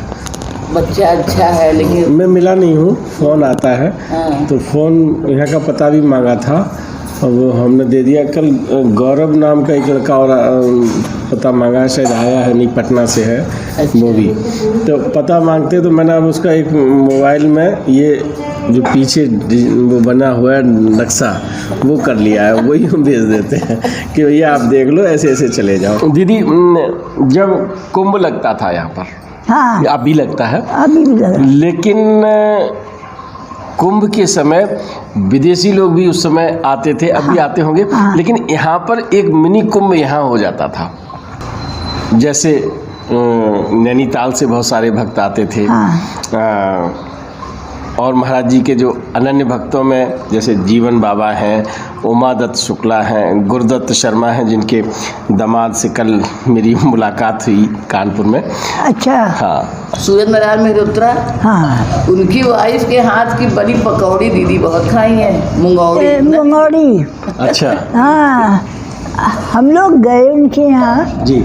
सुन रखा था कि वो मुंगौड़ी महाराज जी को खिलाती हैं सुबह। जी। तो एक 15 मिनट में थाली भर के छोटी छोटी मुंगौड़ी आई और महाराज जी के सामने रखी। महाराज जी ऐसे भर भर के मुट्ठी भर के सबको बांटा। हम लोगों को भी मिली। और घूंघट इतना लंबा करती थी। अच्छा। महाराज जी को पकाड़ी की साड़ी दे के घूंघट इतना करती थी। पुरानी औरत थी। कल मुझे मिलना है उनके पुत्र से, मेहरोत्रा साहब से, और मैं बताऊंगा कि आपकी मम्मी जो है घूंघट किया करती थी। कैसे? तो उनकी बेटी ज्ञानो कोहली हैं। हाँ ज्ञानो दीदी। हाँ ज्ञानो दीदी दिल्ली में है ना वो? कहाँ है? दिल्ली में दीदी। दिल्ली में होंगे। हाँ इस समय दिल्ली में है। वो भी IPS की बीबी है। हाँ IPS हैं। पुलिस के बहुत बड़े ऑफिसर हैं। एक बार कोहली साहब की गाड़ी चोरी हो गई थी, उस समय ये DIG थे। अच्छा। हाँ तो महाराज जी के यहाँ आए, महाराज जी ने कहा तू कैसा DIG है, तू अपनी गाड़ी नहीं रख सकता। तो ने कहा महाराज जी क्या करूं? तो ने कहा कि ठीक है, तेरी 1 महीने बाद जहाँ से गाड़ी चोरी हुई है वहीं मिल जाएगी। तो फिर वो 1 महीने बाद वहीं गाड़ी मिली थी। महाराज जी को तो पता था। उसमें वैष्णो देवी की यात्रा के और कई जगह धार्मिक यात्राओं के करके कोई आदमी और गाड़ी वहीं की वहीं खड़ी कर गया था। बहुत सारी चीज़ें होती हैं जो पता रहती हैं। लेकिन दीदी की उम्र क्या होगी दीदी? आपकी? मेरी? हाँ मेरी है इस समय 89। लगती तो नहीं आप।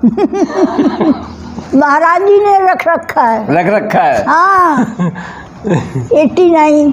देखिए 89 में गला ठीक है। हाँ कांपता नहीं है। वो अनाउंसर होने की वजह से। जी। अच्छा एक बात बताओ, आप आकाशवाणी में कैसे बोलती थी? आकाशवाणी में क्या बोल रहे हैं? नहीं अब बात हो रही है, चल रहा आकाशवाणी में जैसे बोलते हैं। कैसे बोलते थे? मैं सुनना चाहता हूँ, अब तो सुनने को नहीं मिलती। वो नहीं बोल सकती। हंसी आती है। अच्छा, बिन हंस के बोल दीजिए, हम कोई बात नहीं, 2 शब्द बोल दीजिए केवल। नहीं है। जैसे वो कहते थे ना, ये आकाशवाणी है, 7:15 हुए हैं, अब आप देवकी नंदन पांडे से समाचार सुनिए।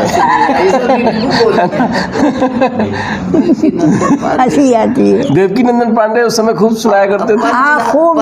देवकी नंदन पांडे, हम लोग जूनियर थे जी, और वो बहुत सीनियर थे जी। देवकी नंदन पांडे। दीदी पंचम मौसा जो थे वो क्या थे?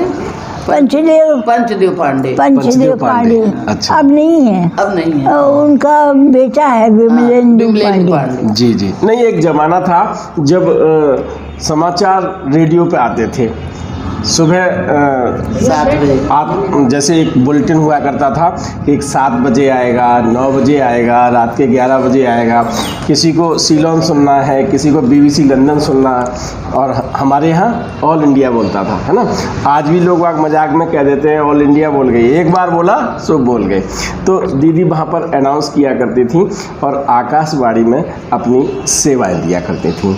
तो मैंने ये बताया कि किस तरह से मुझे नहीं मालूम, देवकीनंदन पांडे जी की आत्मा के लिए मैं प्रार्थना करता हूँ, महाराज जी उनको शांति प्रदान करें अपने चरणों में स्थान में। बहुत न्यूज़ रीडर थे और बहुत ही बखूबी ऐसा लगा करता था कि समाचार वो सुना रहे हैं, दिखा रहे हैं, क्या करें? देखने की कोई व्यवस्था नहीं थी, तो वो ऑटोमेटिक लगता था। तो दीदी भी ऐसे ही, तो दीदी समाचार सुनाती थी और क्या क्या करती थी आकाशवाणी में? मैं युवाणी प्रोग्राम करती थी जी। जो यंग बच्चे हैं जी। जो 17 साल से उम्र के 20 साल की उम्र के जी। बच्चे, उनका प्रोग्राम मैं ज़्यादा करती थी। जी, युगवाणी में। युवाणी तो उसमें गाने आने भी सुनाए जाते थे? हाँ, क्या? गाने भी सुनाए जाते थे। हाँ। और उनको ज़रा ट्रेन अप किया जाता था कि ऐसे बोलो। ऐसा। हाँ। तो जब आप आकाशवाणी पे बोलती होंगी तो कभी कभी महाराज जी भी सुना करते होंगे, तो फिर जब आप आया करती होंगी तो कभी बताते होंगे कि तुम ऐसे बोल रही हो? नहीं, बाबा ने तो कभी नहीं कभी नहीं बताया क्योंकि वो समाचार तो पहले ही सुन लिया करते थे। देवकीनंदन पांडे बहुत अच्छा बोलते। मुझे एक नाम याद आ गया इसलिए मैंने उनका नाम ले दिया। सुरजीत सेन जी। इंग्लिश के थे ये लोग। जी। दीदी बहरे बाबा भी आते थे।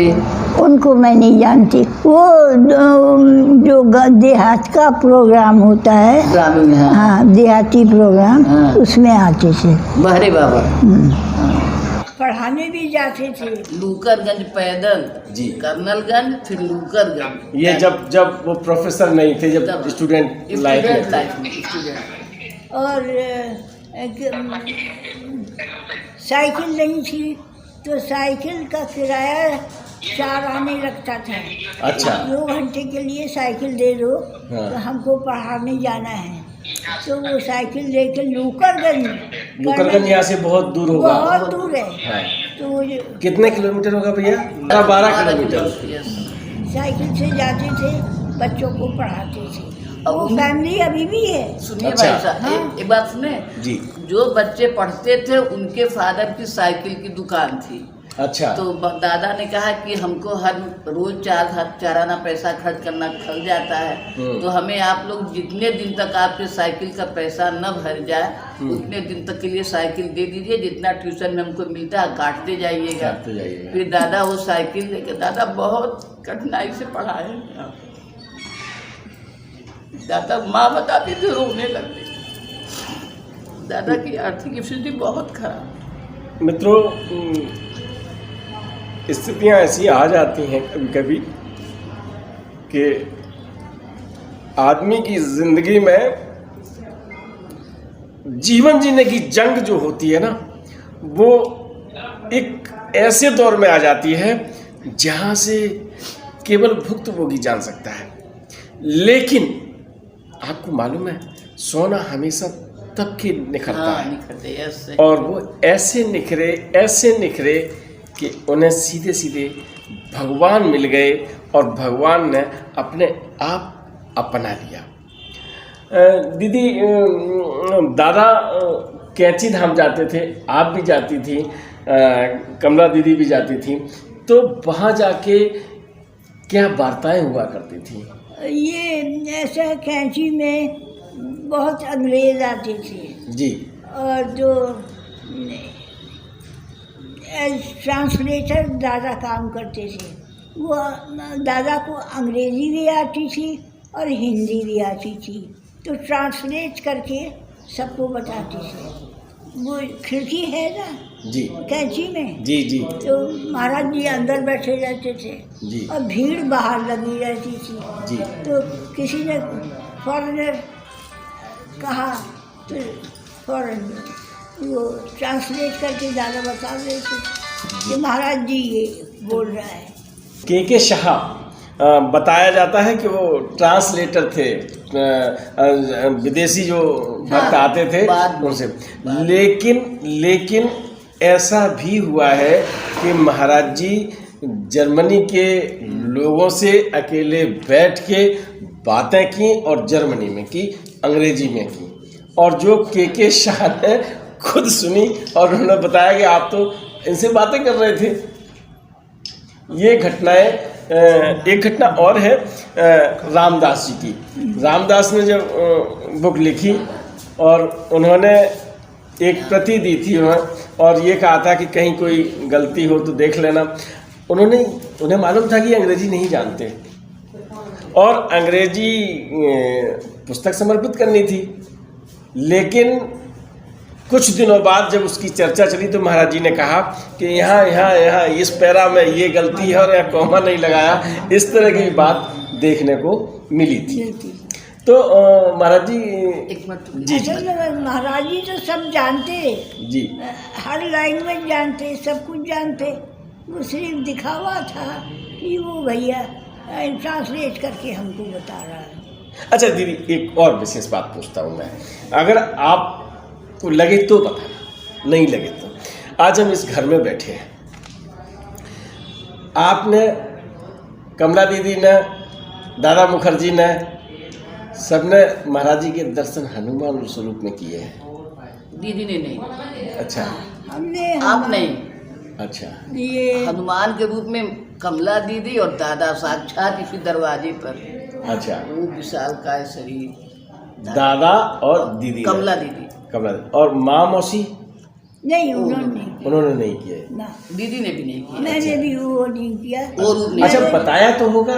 हाँ, नहीं तो बताया लोगों ने, मगर महाराज जी मेरे साथ तो जैसे कि पिता के स्वरूप बहुत प्यार करते थे। जी जी। बहुत मुझे वहाँ ऑफिस में कुछ लोगों ने तंग किया जी। कि उन दिनों में कॉन्ट्रैक्ट पे सर्विस होती थी जी कि ये टर्म हो जाएगी तो निकाल दी जाएगी, तो हमें कॉन्ट्रैक्ट मिल जाएगा जी। खूब तंग करते थे।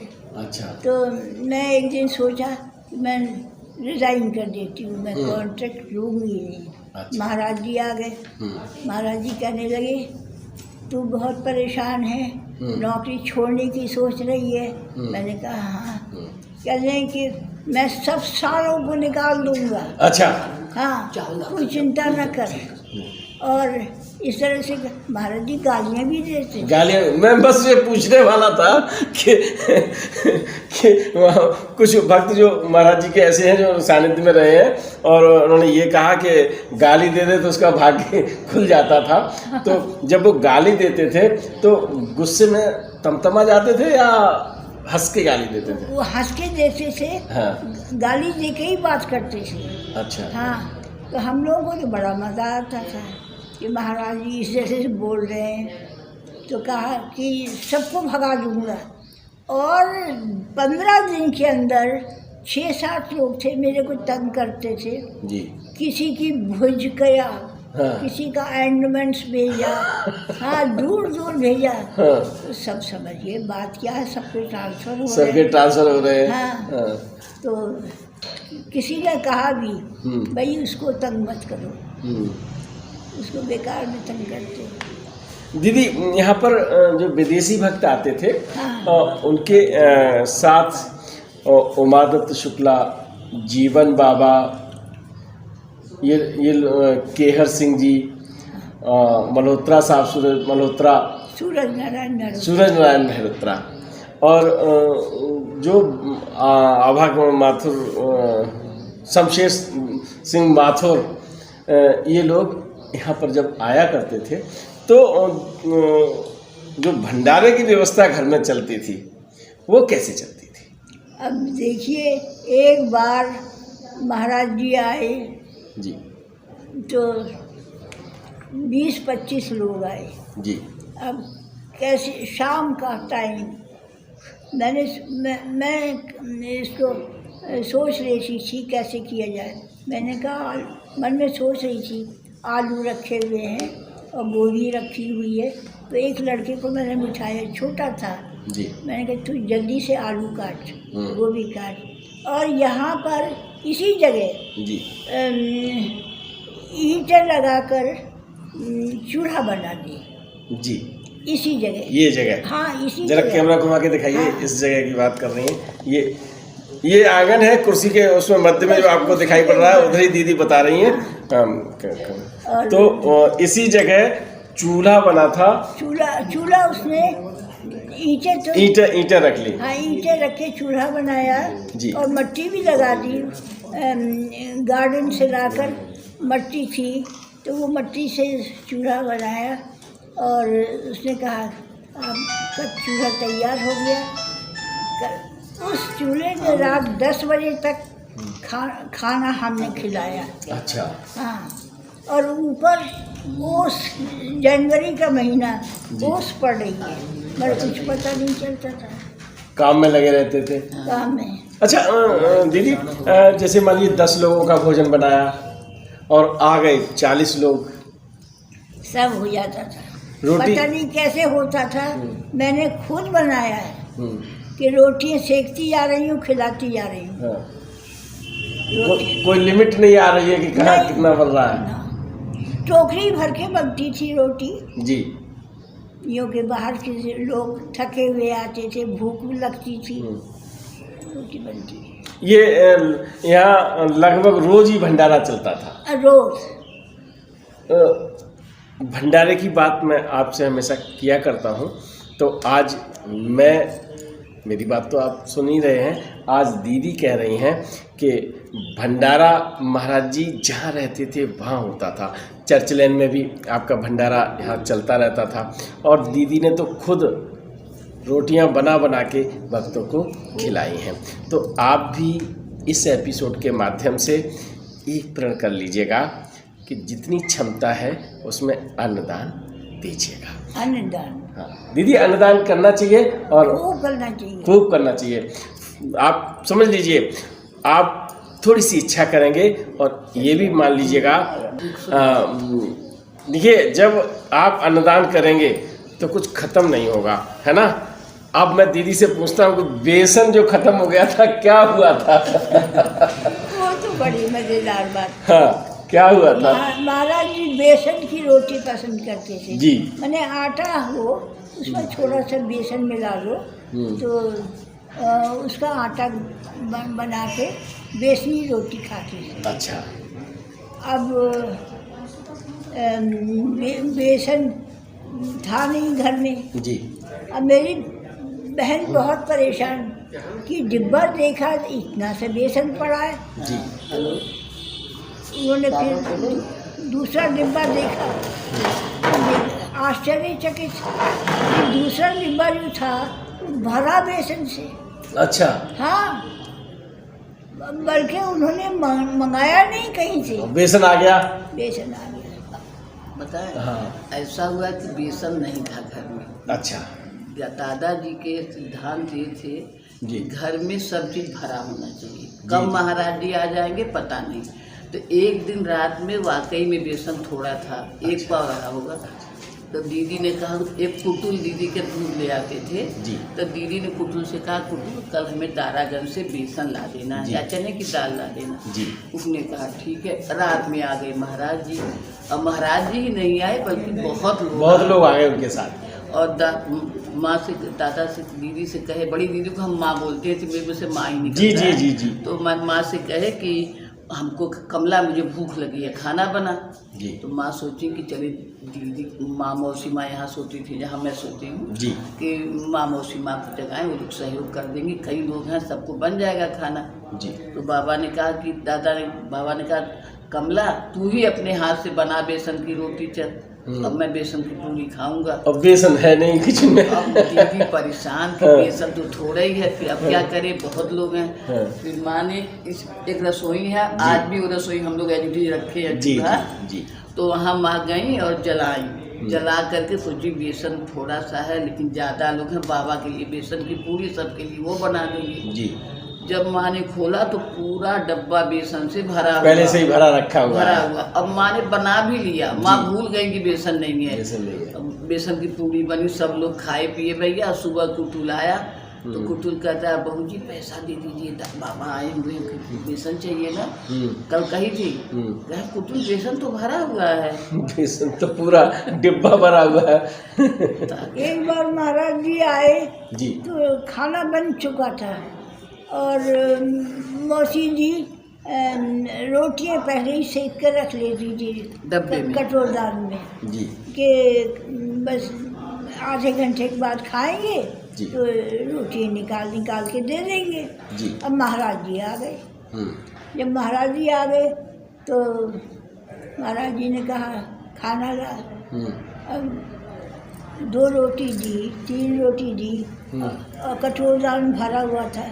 अब वो देती जा रहे हैं, वो खाते जा रहे हैं, बांटते जा रहे हैं। अच्छा। दूसरे लोगों को दे रहे हैं। भजन हाल देखिएगा जी जी, इसमें 70 लोग बैठ के एक साथ भोजन कर सकते हैं। अच्छा। और सब भक्त भर गए। कमला दीदी वहाँ से रोटी सेक रही, दादा सर्व कर रहे हैं, पूरा भंडारा सब लोग खा लिए। और वो कटोरदान आज भी है, उसमें रोटी भरी की भरी रखा है। दाद माँ घबराती थी कम हो जाएगा तब क्या करेंगे, लेकिन काहे कम हो गए। लेकिन इसका तो प्रत्यक्ष प्रमाण आज भी यहाँ है। हम लोग गुरु पूर्णिमा करते हैं जी, कितने लोग आते हैं कितने लोग नहीं आते मैं कह नहीं सकती, लेकिन मेरे यहाँ 2 ड्रम पूरी तब भी बची रहती है हमेशा बांटने के लिए। मित्रों, आपको पता है मैंने आपको सुनाया था कथा नंबर 101, और जो भंडारे की बात है वो हमारे यहाँ भी कैसे समाप्त नहीं हुआ, किस तरह से भंडारा बढ़ा था, बढ़ जाता है ना, और किस तरह से उस भंडारे को मैं सोचा कि अब ये कैसे ख़त्म होगा, और जैसे इच्छा की थी तभी ख़त्म हुआ था। तो वो आपने सुना था। तो आज आप प्रत्यक्ष देख रहे हैं, दीदी, बड़ी दीदी और छोटी दीदी दोनों लोग बता रहे हैं कि भंडारा कभी ख़त्म नहीं होता। सही बात। आप भी सच्चे मन से भंडारा करिएगा, गरीब लोगों को खिलाइएगा, अक्षम लोगों को खिलाइएगा, ऐसे लोगों को खिलाइए जिनसे आपका कोई नाता नहीं हो पाता है। आप सोचते होंगे कि हमने दावत की है ना, तो व्यवहार में खिलाना करिए, उसको कोई मना नहीं कर रहा, लेकिन ऐसे व्यक्तियों को जिन्हें अन्न की आवश्यकता है, जिन्हें अपना जीवन चलाने के लिए अन्न उनके पेट में जाना चाहिए, ऐसे लोगों को अगर आप भोजन खिलाएंगे तो बहुत अच्छा लगेगा। दीदी, एक बार एक कुत्ता घुस आया था घर में, आप बताइए। जैसा दादा बताते थे हम लोगों से कि एक कुत्ता, दादा पढ़ते थे बरामदे में हमेशा बैठ के जी, तो दादा ने कहा मैं पढ़ रहा था, एक कुत्ता बहुत तेज से घुसा हमारे अंदर, तब एक ग्रिल नहीं लगा था जी, वो दादा के पास आ गया। तो दादा ने सोचा कि किसी को या तो काट के भाग रहा होगा या तो कोई दौड़ाया होगा। दादा सोचे जल्दी से अंदर आ जाए, उधर से निकल जाए कुत्ता, चला भी गया। अब 5-6 लड़के यूनिवर्सिटी के भागम भाग आए, यूनिवर्सिटी के थे, कहाँ के थे दादा नहीं जानते। उन लोगों ने कहा कि दादा यहाँ कुत्ता एक आया था, वो हमारा चूजा खा गया, मुर्गी का बच्चा खा गया। तो दादा ने कहा कि नहीं कोई आया तो नहीं, कि दादा आया है, मुझको मारेंगे जरूर, हमारा इतना नुकसान किया। दादा ने कहा कितने पैसे का था, पैसा हमसे लो लो, कुत्ते को मत मारो। और दादा ने पैसा दिया तो हम लोग चुपचाप चले गए। 10 रुपया दिया, 9 रुपए हुए थे। तो 1 रुपया उन्होंने ये कहा था कि तू रख ले, चाय पी लेना। एक बड़ी बेचने वाली आती थी, बड़ी वाली कहानी, कहानी नहीं है, सत्य घटना है जी, जो बड़ी ऐसे दिल से पीस के बनाती हैं जी। उस समय इतना मिक्सी का प्रचार नहीं था जी, ये बात हम 92 की बता रहे हैं जी। तो मैं आती थी 91 से यहाँ, तो 92 में दादा ने एक औरत से बात कर रहे थे और उसको गए, दादा चुप से अपने बाथरूम से पैसा निकाले दे दिए जी। वो ले गई और मिक्सी खरीदी, मिक्सी खरीद के अपनी बड़ी बना के बेचती रही। अब उसके पास इतना पैसा नहीं हुआ होगा कि वो लौटाए, और जब उसके पास पैसा हुआ तब दादा का शरीर शांत हो चुका था। 97 में दीदी बड़ी वाली आई, कहीं दादा कहाँ ऐसे अपने पल्लू से पैसा खोजी, उसमें 1500 या 2000 रुपये थे।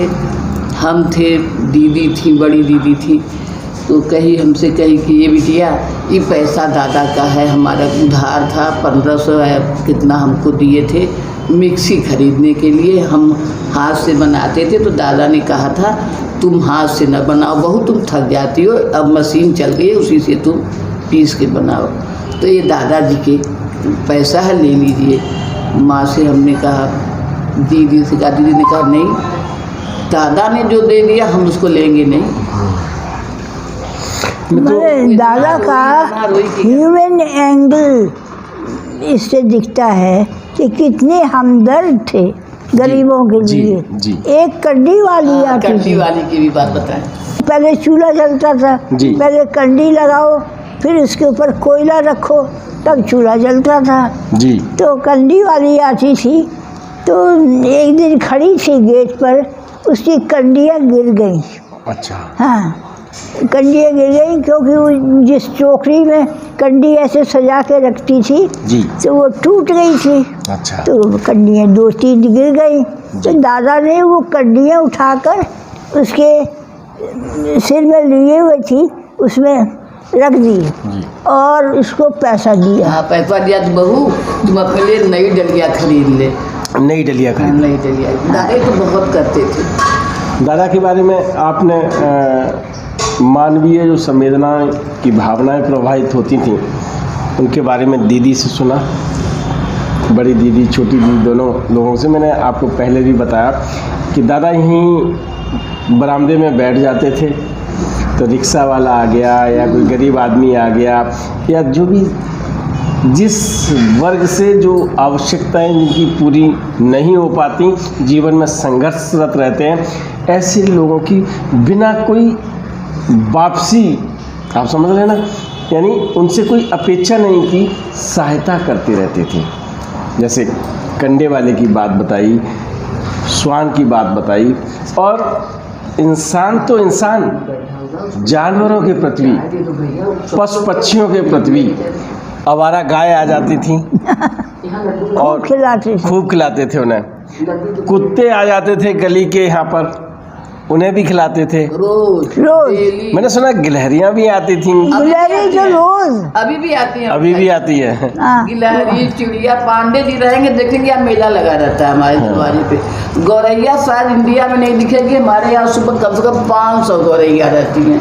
हम लोग चावल डाल देते हैं, मार भूत भूत खाती हैं, उड़ती हैं। और गिलहरी भी आती है। गिलहरी भी आती है। दादा लेके बैठते थे चना, भुना चना खिलाते थे। के, और गिलहरी को पता था कि ये बैठेंगे अभी किताब पढ़ेंगे, तो वो पढ़ने लगते, गिलहरी आती थी, दादा चना देते थे, खूब खाती थी। आज सुबह से वो फाख्ता मेरे कमरे के सामने घूम रही है। मैं कमरे से भी नहीं निकली, सो और आगे देख रही है मुझे, खाएगी न जाए। मैंने कहा कि अरे क्यों, फिर मैं उठी थी, मैंने कहा मैं दूंगी कुछ, यहाँ आके बैठी तो सामने बैठी। मैंने कहा सत्या ये फाख्ता मेरा पीछा नहीं छोड़ रही है, इसको दे दो कुछ। बिस्कुट खिलाओ। दीदी आधा बिस्कुट फाख्ता खाती है, आधा दीदी। एक चिड़िया होती है फाख्ता ना जी, बहुत सुंदर होती है। दीदी को तो खूब आती है, दीदी के पास। गिलहरियाँ, चिड़ियाँ, ये सब पक्षी वहाँ आते थे। ये परंपरा आज भी चर्चलैंड में है कि चिड़ियाँ आती हैं, गिलहरियाँ आती हैं और उनको यहाँ दाना मिलता है। आप भी अपने घर में ऐसा कर सकते हैं, करेंगे तो आपको बहुत अच्छा लगेगा। दीदी, बहुत सारी गाथाएं हमने पढ़ी हैं। हम बात शुरू करते हैं कि जब आप संन्यास लेना चाहती थी, एक दौर ऐसा आया था कि आप संन्यास लेना चाह रही थी, तो फिर कैसे क्या बात हुई थी तब? एकदम दुनिया से मन हट गया। जी वो दुनियादारी की सीख के ये लोग एक दूसरे के प्रति सच्चे नहीं हैं। जी तो मन हट गया। मैंने कहा कि मैं कैंची रहूँगी बाबा के पास और ये ऑफिस से काम नहीं करूँगी। तो उस समय कहाँ काम करती थी आप? मैं आकाशवाणी में काम करती थी। आकाशवाणी। हाँ। जी तो ये मेरी माँ ने सुना। माँ बड़ी दुखी हुई कि ये क्या बात हो रही, क्यों छोड़ना चाहती है नौकरी। उन्होंने महाराज जी को, हमारे नीम करौली बाबा को चिट्ठी लिखी। जी तो मैंने कहा कि तुम चिट्ठी कैसे लिखोगी, तुमको तो हिंदी आती नहीं है। मेरी माँ बहुत पढ़ी लिखी थी, हाँ। डॉक्टर थी। अच्छा। कहली मैं अंग्रेजी में लिखूंगी। हाँ। वो तो सब भाषाएं जानती है। अच्छा नहीं बताते अंग्रेजी नहीं आती थी महाराज जी को? हाँ हैं? हाँ, वो सोचती थी कि अंग्रेजी तो आती नहीं है, हाँ। मैं अंग्रेजी में लिखूंगी। हाँ। तो उन्होंने महाराज जी को अंग्रेजी में चिट्ठी लिखी हाँ। कि ये घर छोड़ के और बाबा के साथ रहना चाहती है। जी। तो महाराज जी ने कहा नहीं, बिल्कुल नहीं। अच्छा। माँ अगर नहीं चाहती तो तुम कैसी नहीं हो। अच्छा। हाँ, उन्होंने कहा माँ की आज्ञा सबसे बड़ी होती है। जी। और माँ जो चाहती है वही करो। तो जब महाराज जी ने मना कर दिया, आपके मन में संत बनने की जिज्ञासा थी, आपके ये इच्छा थी कि कैंची में ही रहे, और महाराज जी ने मना कर दिया, तो आपको कितना गुस्सा आया? बहुत दुख आया। दुख आया, गुस्सा नहीं आई? दुख तो आया भी, माँ के ऊपर झुंझलाहट भी हुई जी। कि इतने बड़े संत हैं, लोगों को दर्शन नहीं देते हैं, मैं जाना चाहती हूँ तो रोकते हैं। तो कुछ ऐसा उनके मन में भी हुआ कि कभी कभी चली जाया करो जी। कैंची। ज़्यादा महीने 2 महीने जाके रहती हो वो नहीं। तो हम वही करने लगे। फिर कभी कभी आप सर्विस से समय निकाल के जाया करते हाँ, छुट्टी लेके मैं जाती। तो फिर महाराज जी क्या कहते थे? महाराज जी हंसते थे और क्या कहेंगे। महाराज माँ की आज्ञा सबसे बड़ी है, ये तो कहते थे। ये कहते थे। दीदी आपके साथ एक महिला आई थी यहाँ चर्च लैन में। हाँ। वो कौन थी? वो ऐसा था कि मैं कानपुर से यहाँ आ रही थी। जी। तो एक लेडी मेरे पास ट्रैवल कर रही थी। जी। तो वो कहने लगी तुम इलाहाबाद जा रही हो? मैंने कहा हाँ। कहते मैं भी जाना चाहती हूँ, संगम में स्नान करना चाहती हूँ, मगर मेरा कोई है नहीं वहाँ। मैंने कहा मेरे साथ चलो। अच्छा। हाँ, तो मैं यहाँ ले आई और मैंने कहा मैं कराऊँ, मगर वो कोई दूसरी ऐसी शक्ति थी जी कि सब जानना चाहती थी। अच्छा। हाँ, तो मेरी बहन कमला जी वो समझ गई कि कोई ऐसी शक्ति है जो यहाँ से लेना चाहती है। जी। तो मेरी जाड़े के दिन थे।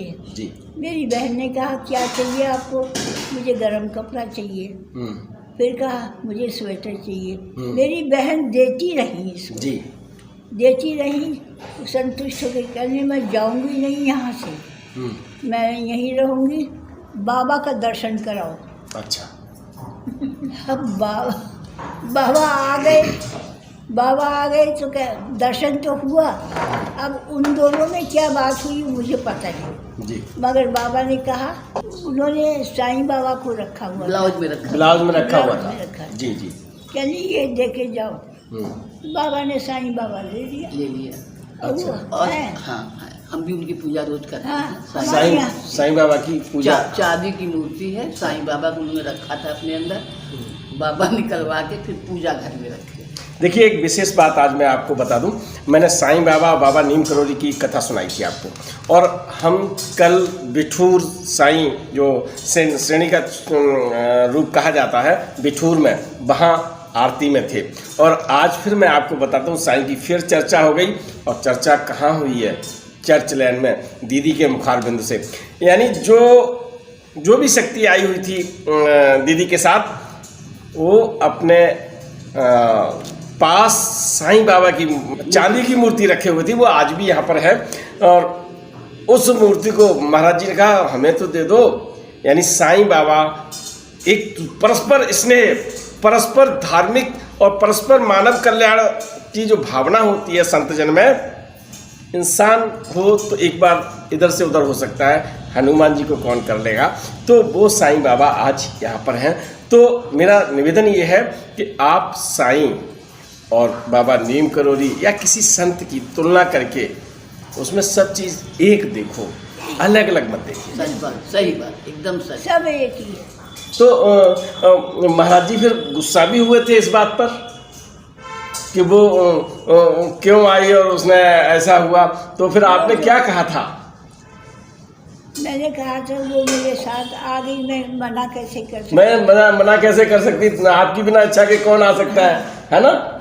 दीदी, जब आप आकाशवाणी से सेवानिवृत्त हुई और फिर आप चर्च लैन में रहने लगी, आपने तो सर्विस करते हुए भी संत जीवन ही जिया है। हाँ बिल्कुल।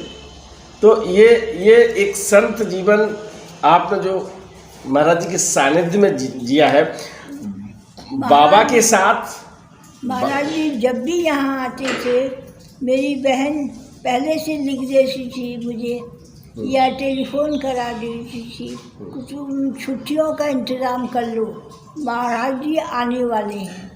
तो मैं पहले से छुट्टी लेके बैठती थी। बाबा यहाँ आते थे और मैं कालका मेल से इलाहाबाद पहुँच जाती थी। तो बाबा जब रहते थे यहाँ तो मुझे खूब बात होती थी उनके साथ। बताते हैं कि दादा, सुधीर दादा यानी आपके बहनोई जीजा जी, ये बहुत ऐसा शब्द है कि आदमी सुन के एकदम प्रफुल्लित हो जाता है। तो आपके जीजा जी यानी हम सबके दादा, जो बाबा के भी दादा, बाबा भी दादा कहते थे, दादा कहते थे। तो दादा इतने समर्पित, जैसा मैंने साहित्य के द्वारा देखा है। हाँ। तो आप क्या कहना चाहेंगे उनके बारे में? ये चेंज महाराज जी ने ही किया जी। पहले ऐसे नहीं थे। महाराज, हमारे दादा माने प्रोफेसर सुधीर मुखर्जी जी, वो तो पढ़ाते थे जी, और मैं स्टूडेंट भी थी उनकी। अच्छा। हाँ, मुझे इकोनॉमिक्स में एमए मैं स्टूडेंट थी जी। तो मैं देखती थी कि वो लेक्चर जो देते हैं जी, अपूर्व इंग्लिश बोलते हैं। अच्छा। अब बहुत बढ़िया इंग्लिश जी। और उनको पता चला कि मैं महाराज जी को मानती हूँ, तो कहने लगे कि महाराज जी वाला क्या है, आप मेहनत करिए आगे बढ़ जाएंगे, ये भी कहते थे। मगर वो खुद कैसे समर्पित हो गए पता नहीं। अच्छा दीदी ये बताइएगा, महाराज जी जब कर्नलगंज वाले मकान में आए थे पहली बार, तो क्या हुआ? कर्नलगंज वाले मकान में, उस मकान के सामने एक छोटा सा मकान था, उसमें एक लड़की रहती थी, स्टूडेंट थी वो, नंदीपंत। जी जी। वो देखती थी मेरी बहन कि उसके घर के सामने गाड़ियाँ लगी हुई है, गाड़ियों की लाइन है, बड़े बड़े लोग आ रहे हैं। तो मेरी बहन ने कहा कि ये स्टूडेंट है, पढ़ती है, क्या बात है, क्यों आते हैं? तो एक दिन मेरी बहन ने पूछा कि नंदी तुम्हारे यहाँ क्यों आते हैं लोग? वो कहने लगे हमारे यहाँ एक बहुत बड़े संत आते हैं, वो पहाड़ के हैं, वो कभी कभी आते हैं, तो वो जब आते हैं तो भीड़ लग जाती है। तो मेरी बहन फ़ौरन गई। तो महाराज जी साथ ही बहनोई भी गए जी। प्रोफेसर मुखर्जी भी गए, अच्छा तो वो साथ ही कि दादा अब तुम्हारे यहीं रहेंगे। अच्छा, पहली बार जब यहाँ पर आ गए तो उन्होंने कह दिया कि हम यहीं रहेंगे। हाँ, जैसे आज मैं भी आ गया हूँ, मैंने कहा जब आप कहोगे तभी मैं जाऊँगा। तो ये मेरी अपनी बात थी, मेरी इच्छा थी, क्योंकि जितनी देर भगवान के सानिध्य में, हमारे लिए तो अब यही सब भगवान है। दीदी का सानिध्य है, महाराज जी बैठे हुए हैं और शब्दों से मैं व्याख्या नहीं कर सकता। इस स्थान पर आने के लिए पता नहीं कितने बार मैं इलाहाबाद आया, कितने कामों से आया, लेकिन जब से महाराज जी के पास ये सोचा कि यहाँ पर मैं आ जाऊँ तो बड़ा समय लग गया। कभी कोई बाधा है, कभी कोई बाधा है, और आज सारी बाधाएं खत्म हो गई और हम बैठे हैं। तो दीदी, दादा के पास जब ये आ गए तो दादा को क्या लगा कि ये संत ऐसे आ गया और ये क्या कह रहा है? दादा को ऐसा मोहित कर लिया महाराज जी ने कि दादा कुछ बोल ही नहीं सके। अच्छा। हाँ, फिर दादा दादा करने लगे। पूरा घर, मौसी जी थी, उनकी माँ थी जी। दादा दादा करते थे। एक दादा का भाई भी सुबोध मुखर्जी। हाँ, सुबोध मुखर्जी भी हाँ, थे। हाँ। तो वो मानते थे संत, मगर इस तरह से नहीं मानते थे जैसे प्रोफेसर साहब मानते थे। इस तरह से नहीं मानते थे। इस तरह से नहीं मानते थे ना। तो फिर दादा जब पढ़ रहे थे और पढ़ते समय जब वो घर गए तब महाराज जी ने मंत्र दिया था, मैंने सुना है। वो वहाँ गई थी। कहाँ? कलकत्ता में। दक्षिणेश्वर गए जी थे। जी जी जी। और वो दर्शन कर रहे थे। तो अब दक्षिणेश्वर में मूर्तियाँ हैं जी। तो एक मूर्ति के सामने खड़े थे, तो कहने लगे कि तुम ब्राह्मण हो? क्या? हाँ, ब्राह्मण है। तुम्हारे मंत्र है? कहीं नहीं। तो दादा तो मंत्र वगैरह में विश्वास नहीं करते थे। तो उन्होंने कहा मैं मंत्र दूंगा तुमको। कहने में मंत्र नहीं लूँगा। हाँ। मैं नहीं लूँगा। नहीं, मैं तुमको दूंगा मंत्र, तुम ब्राह्मण के लड़के हो तो तुमको लेना चाहिए। तो जब मंत्र दे दिया, उनके कान में मंत्र दे दिया, तो जब वो घर गए कलकत्ते में अपने रिश्तेदारों के पास, तो कहने लगे कि हमारे साथ ये हुआ। तो वो कह लिए, अरे तुम तो बड़े भाग्यवान हो, तुमको मंत्र यूँ ही मिल गया। और लोग जाने क्या क्या करते हैं। हाँ, ये बात साबित करती है जो लोग कह देते हैं कि दादा नास्तिक थे, दादा में आस्था नहीं थी। तो दीदी जो बता रही हैं और साहित्य में उपलब्ध है उसके अनुसार दादा का घर का माहौल पूरी तरह से धार्मिक था, है ना दीदी? धार्मिक तो था। तो दादा का जो मंत्र लेना, और तब तक तो आप सब दादा को नहीं जानते होंगे? नहीं, जब मैं शादी नहीं हुई थी। शादी नहीं हुई थी ना। तो दादा की, आपकी दीदी से शादी कैसे हुई? मेरी माँ खोज रही थी कि कुलीन घर का लड़का मिल जाए जी। तो अपनी लड़की की शादी करूं। जी। मगर कुलीन कोई मिल नहीं रहा था। जी। और उस ज़माने में डिमांड्स भी बहुत होते थे। अच्छा। हाँ, कि इसने में शादी करोगे? तो मेरी बहन ने कहा नहीं, मैं इतनी क्वालिफाइड हूँ, डिमांड का क्या सवाल, मैं शादी नहीं करूँगी। जी। तो हमारे घर के सामने लॉ डिपार्टमेंट के एक प्रोफेसर थे,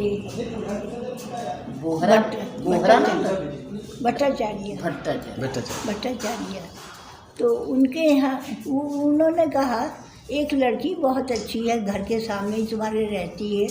मैंने कमला मुखर्जी के जी कहा जी। तो उससे शादी करवा देते हैं। तो उन्होंने करवा दी, भट्टाचार्य जी ने। भट्टाचार्य। तो शादी के और आप पढ़ कब रही थी? मैं जो पढ़ रही थी तब बीए में पढ़ रही थी। अच्छा, तो वो मुखर्जी साहब पढ़ाते थे उस समय? हाँ, पढ़ाते थे। तो पहले गुरुजी थे, फिर जीजाजी बन गए। तो घर में आप फिर गुरुजी को जीजाजी कह रही थी कि या दादा कहती थी? क्या कहती थी? मैं दादा कहती थी। दादा कहती थी। मतलब ये खिताब दादा का आपने दिया। लो, हम तो ये समझते थे कि बाबा ने दिया है, पहला खिताब आपने दिया दादा को। लगी यही रहा है। तो अच्छा ये बताइए, दादा की जो परिस्थिति थी, वो जो मैंने पढ़ा है, वो परिस्थिति आर्थिक रूप से बहुत कमजोर थी। बहुत कमजोर, बहुत कमजोर।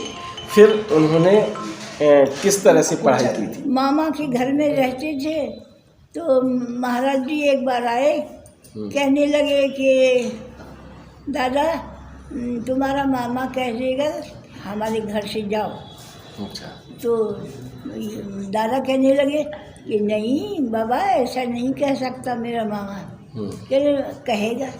और उसके 15 दिन के बाद मामा ने कहा कि ये घर छोड़ दो भाई, और तुम अपना घर देख लो।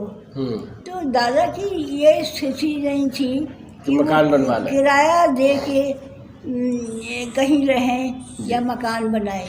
जी। तो उसी समय उनके दिमाग में आया कि अपना घर होना चाहिए। जी। ये तो दिमाग में आया, मगर पैसा नहीं था। जी।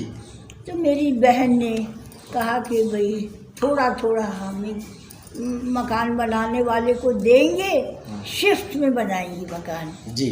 थोड़ा अभी बनाया, जी। उसके बाद थोड़ा इस तरह से मकान ये वाला 4 चर्च लेन बन गया। तो महाराज जी जब पहली बार आए तो महाराज जी ने क्या कहा था? आप थी उस समय जब महाराज जी? नहीं थी। तो वैसे बताया होगा जीजी ने और आपके दादा ने बताया होगा? बताया होगा। क्या बताया था? महाराज जी जब इस मकान में आए तो उन्होंने क्या कहा था? ये मैं तो नहीं थी उस समय। हाँ हाँ। मगर यहाँ पर सत्यनारायण की कथा हुई थी जी। इसी जगह हुई थी सत्यनारायण। इसी जगह? हाँ। अच्छा। ये सत्यनारायण की कथा हुई, और घर में घुसने में एक फीता लगा देते हैं ना। जी जी। उसको काटो। जी। तो वो मेरे मामा ने किया। अच्छा। हाँ, डॉक्टर चैटर्जी ने। अच्छा। अब नहीं है मामा। अच्छा अच्छा। तो कहा कोई बुजुर्ग होना चाहिए जो फीता काटे, घर में घुसे। जी। तो मेरे मामा के पास गए कि मामा आप आइएगा, करिए। तो पहले तो गाय को घुसाया घर में। अच्छा। हाँ, गृह प्रवेश। हाँ, गृह प्रवेश हमें गाय को घुसाते हैं। जी। गाय को घुसाया, वो फीता काटा मामा ने, और फिर सब अंदर आए। सत्यनारायण की कथा तैयार थी, पंडित तैयार था, सत्यनारायण हो गई।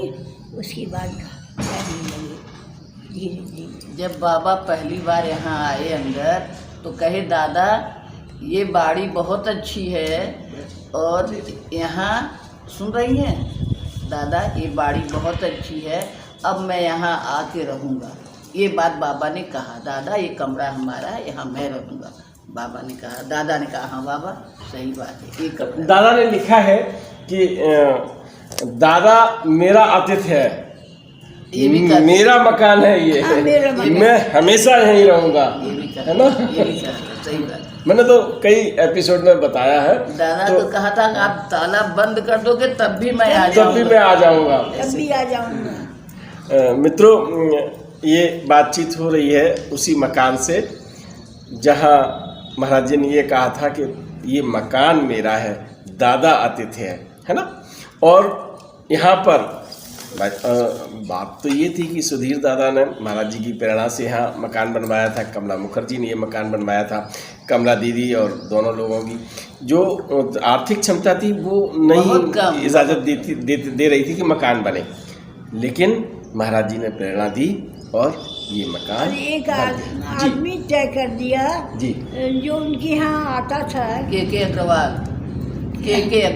अग्रवाल जी, उन्होंने कहा कि आप पैसा मुझे शिफ्ट में देना। जी, हाँ थोड़ा थोड़ा करके दे दीजिएगा। हाँ, थोड़ा थोड़ा करके दीजिए। दीदी वो भी बता दीजिए कि तो मेरी बहन रात को बैठ के काफी कॉपियाँ जांचती थी। हाँ। रात को 2 बज जाता था, कॉपियाँ आती थी। इंटर हाई स्कूल की। हाँ। दीदी क्या करती थी आपकी? डायरेक्टर थी एजुकेशन।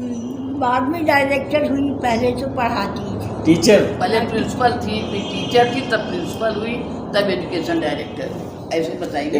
हाँ, इनका जो आर्थिक पक्ष, दादा मैंने सुना कि एक किताबों की दुकान स्टूडेंट फ्रेंड्स है, अभी भी दुकान है। अभी भी है दुकान। हाँ। मुझे नार्वे से मैं एपिसोड के माध्यम से मैं राजीव शुक्ला को धन्यवाद देता हूं, जिन्होंने मेरी बात सुनी थी कि सुधी दादा किताबों की दुकान पर काम करते थे। उन्होंने एक फ़ोटो भेजा था मेरे पास। तो वो जाते थे जी, उन्होंने कहा कि ठीक है, मेरी दुकान में थोड़ी किताबें आप अरेंज कर दिया करो और झाड़ पोछ कर दिया करो, तो तुम पढ़ने के लिए किताब ले जा सकते हो। अच्छा, कुछ पारिश्रमिक देते थे वो? हाँ, देते थे। और फिर वो उस पारिश्रमिक से वो पैसे घर नहीं लाते थे, क्या ले आते थे? किताब खरीद लेते किताब भी लाते थे। हाँ, और उस पर तारीख डाल देते थे। हाँ। कि इस तारीख में हमने लिया है। देखिए, जहाँ चाह होती है वहाँ राह निकल आती है।